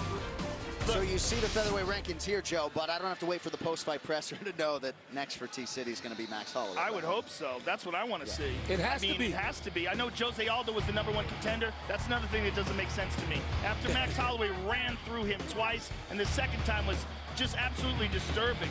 What Holloway can do is everything. Holloway can strike. Holloway can submit you. Holloway has a tremendous sense of distance and pace. He's very good at moving and not being hit. And he's an animal. Yeah. Like, when he hits you hurt, he closes the show on you. Yeah, this is my boy. Max Holloway's my boy. He's the man. He's a bad boy. He's a tough, durable Hawaiian fighter, and he looked forward to Brian Ortega. He visited me at the Ultimate Fighter, right? I'm giving away a little bit, but all he could talk about was Brian Ortega. Really? And he was like, Brian Ortega gets beat up the whole time, and then he finds a submission. He's like, I'm not worried about Brian Ortega. He wants to fight Brian Ortega. Max Holloway is loving what he saw tonight because he sees a viable contender. Right. That's why he was so happy to fight Jose Aldo, because he wanted to put a stamp on that whole rivalry. Man, this dude in his last 3 fights have been Aldo twice and Anthony Pettis. Crazy wins. Crazy wins. So hopefully that will be the next fight for the UFC Featherweight Championship. Now, obviously, guys, the fights were a distraction, a welcome one, after what was the more difficult fight week, I think, for any of us, as we lost our producer, Bruce Connell. Joe, you go back several decades with this man. He's been a father figure for me over the last 6 or 7 years, and just no overstating how upset this entire team is to lose our leader in such, unexpected fashion. Unbelievably devastating. It didn't make sense. You know, when I was reading the tribute to him, I had to do it a couple times because I kept crying. He was just a beautiful person, just a fun guy, a sweetheart. I mean, people talk about a guy who's loved by all.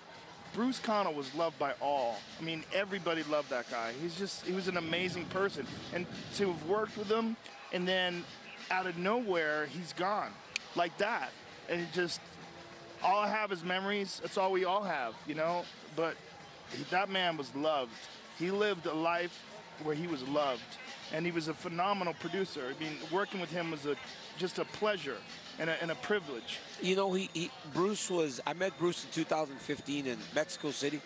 We were at breakfast, and the first time I ever met him, and from that day going forward, always a gentleman, always nice to me. When I started doing these shows, I had no idea what I was doing. I did the first one when John Jones fought Ovince St. Preux, and Bruce was in my ear, guiding me through everything. And every single time I did one of these shows, he made me feel comfortable and made me feel as though I belonged, even when I didn't know if I really belonged, right? I was learning on the job, but this man actually made me feel like I belonged in this seat doing this job, and after every show, took time to talk to me and help me. And just every step of the way was just A+, man, and it's unfortunate, and it really takes you back, and you understand how life just decides. Life punches you in the gut all the time, and this is one where, it's going to take a little bit to get your win back. This was a tough one. This is a very tough one because he was so full of life just the last time I saw him. And to be gone that quickly is, even when I fought UFC 220, made it a point to come back and talk to me. Yeah. Hey, DC, good job. It's just always just a top-shelf guy, and he's going to be missed tremendously. Joe, I tried to comfort you earlier, but it's very difficult for me too. Just hearing that 10 count for the last time was terribly difficult. And hitting the talk back button tonight, of course, and Bruce Connell's not on the other end. And for our longtime director, Anthony Giordano, to look to his left and not see Bruce either. Half of the fun of the UFC used to be me talking to Bruce and joking around about stuff sometimes. We would laugh about things and then the traveling, when we'd go on the road, we'd always have dinners together and hang out and have fun. And he was just a great guy, man. And it just makes you really appreciate the people that are around you. These people in the truck, right? These producers, the Bruce Connells and the Anthony Giordanos and the Zach Candidos and the Michael LaPlants. They're you don't see them, right? You don't see these people, but you don't understand the importance of these people to the shows that you enjoy. And not only does the loss of Bruce Connell hurt me as a guy that's known him for a couple years. But the family, Joe, 1998 to today, it's a family. So when the production team goes on the road, it's not everybody goes off on their own. Right. Everybody's together. We're in Sao Paulo, Brazil at dinner, and you're going to find the same people that are in your ear when you're doing these shows. So these relationships are not work relationships. These are our family relationships, and this one's a tough one. This is very difficult, and my heart goes out to the Cano family. I know that if we're as taken aback as we are, his loving family, they've got to be devastated. Just an unfathomable loss that we are all working through, and for the Cano family and our TV family, you know, our hearts go out to you. Hopefully we honored Bruce Cano by trekking forward here tonight. A good night of action, obviously, in Las Vegas, and everything we did tonight to honor the late, great Bruce Cano. Here's a look at what's coming up inside the Octagon. Well, the UFC returns in 2 weeks. London, England serves as host city as Fabricio Verdum faces Alexander Volkov. It's a UFC fight night. Live and exclusive on UFC Fight Pass, the main card begins at 5 p.m. Eastern. Then after a couple weeks off, the Octagon returns with a pay-per-view event from Barclays Center in Brooklyn, New York for UFC 223. In the main event, Tony Ferguson clashes with Khabib Nurmagomedov for the UFC Lightweight Championship. Plus, newly minted champ Rose Namajunas rematches the former title holder Joanna Jędrzejczyk. It is UFC 223, Saturday, April 7th, 10 in the East, 7 in the West, and only on pay-per-view. Then 1 week later, April 14th, Dustin Poirier and Justin Gaethje battle it out from Glendale, Arizona on a Fox UFC Fight Night. Main card 8 Eastern, 5 p.m. Pacific. And then it's back to the tri-state area April 21st as Edson Barboza throws down with Kevin Lee in a high-stakes lightweight showdown. It's FS1 UFC Fight Night. Barboza versus Lee from Atlantic City, New Jersey. The main card begins at 10 p.m. Eastern on FS1. You can watch the UFC 222 post-fight press conference at UFC.com. The UFC 222 post-fight show with Karen Bryant, Rashad Evans, Jimmy Smith, and Megan O'Leary is already underway on FS1. For those of you watching in Canada, you can flip it over to TSN as soon as we're done. The executive producers of the Ultimate Fighting Championship, UFC President Dana White, Ari Emanuel, and Patrick Weitzel. Our executive VP of Operations and Production is Craig Borsari. Our coordinating producer is Zach Candido. Tonight's show has been produced by Michael LaPlante and directed by Anthony Pasquale Giordano. Tremendous return to Las Vegas for the MMA leader tonight. Andrei Arlovski back-to-back wins at the ripe age of 39. And that set the stage for the Sugar Show. Sean O'Malley did not disappoint in his first pay-per-view showcase. Battled some major adversity, but he certainly did enough early to hold on the judges' scorecards. Sean O'Malley is still undefeated.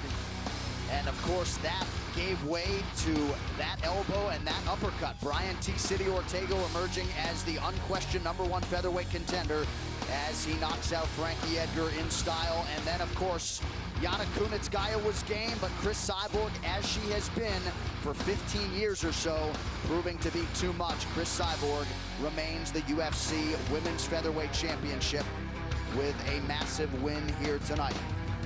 For Joe Rogan and Daniel Cormier, I am John Anik saying so long tonight from Las Vegas, Nevada. And of course, we close this pay-per-view the way we opened it, by honoring our longtime producer, the late Bruce Cano. The Cano family, Karen, Tyler, Carly, and Trevor have been foremost on our minds here during what has been a most trying fight week. On behalf of this entire loving crew and family, Brucey, we thank you. We love you. Good night.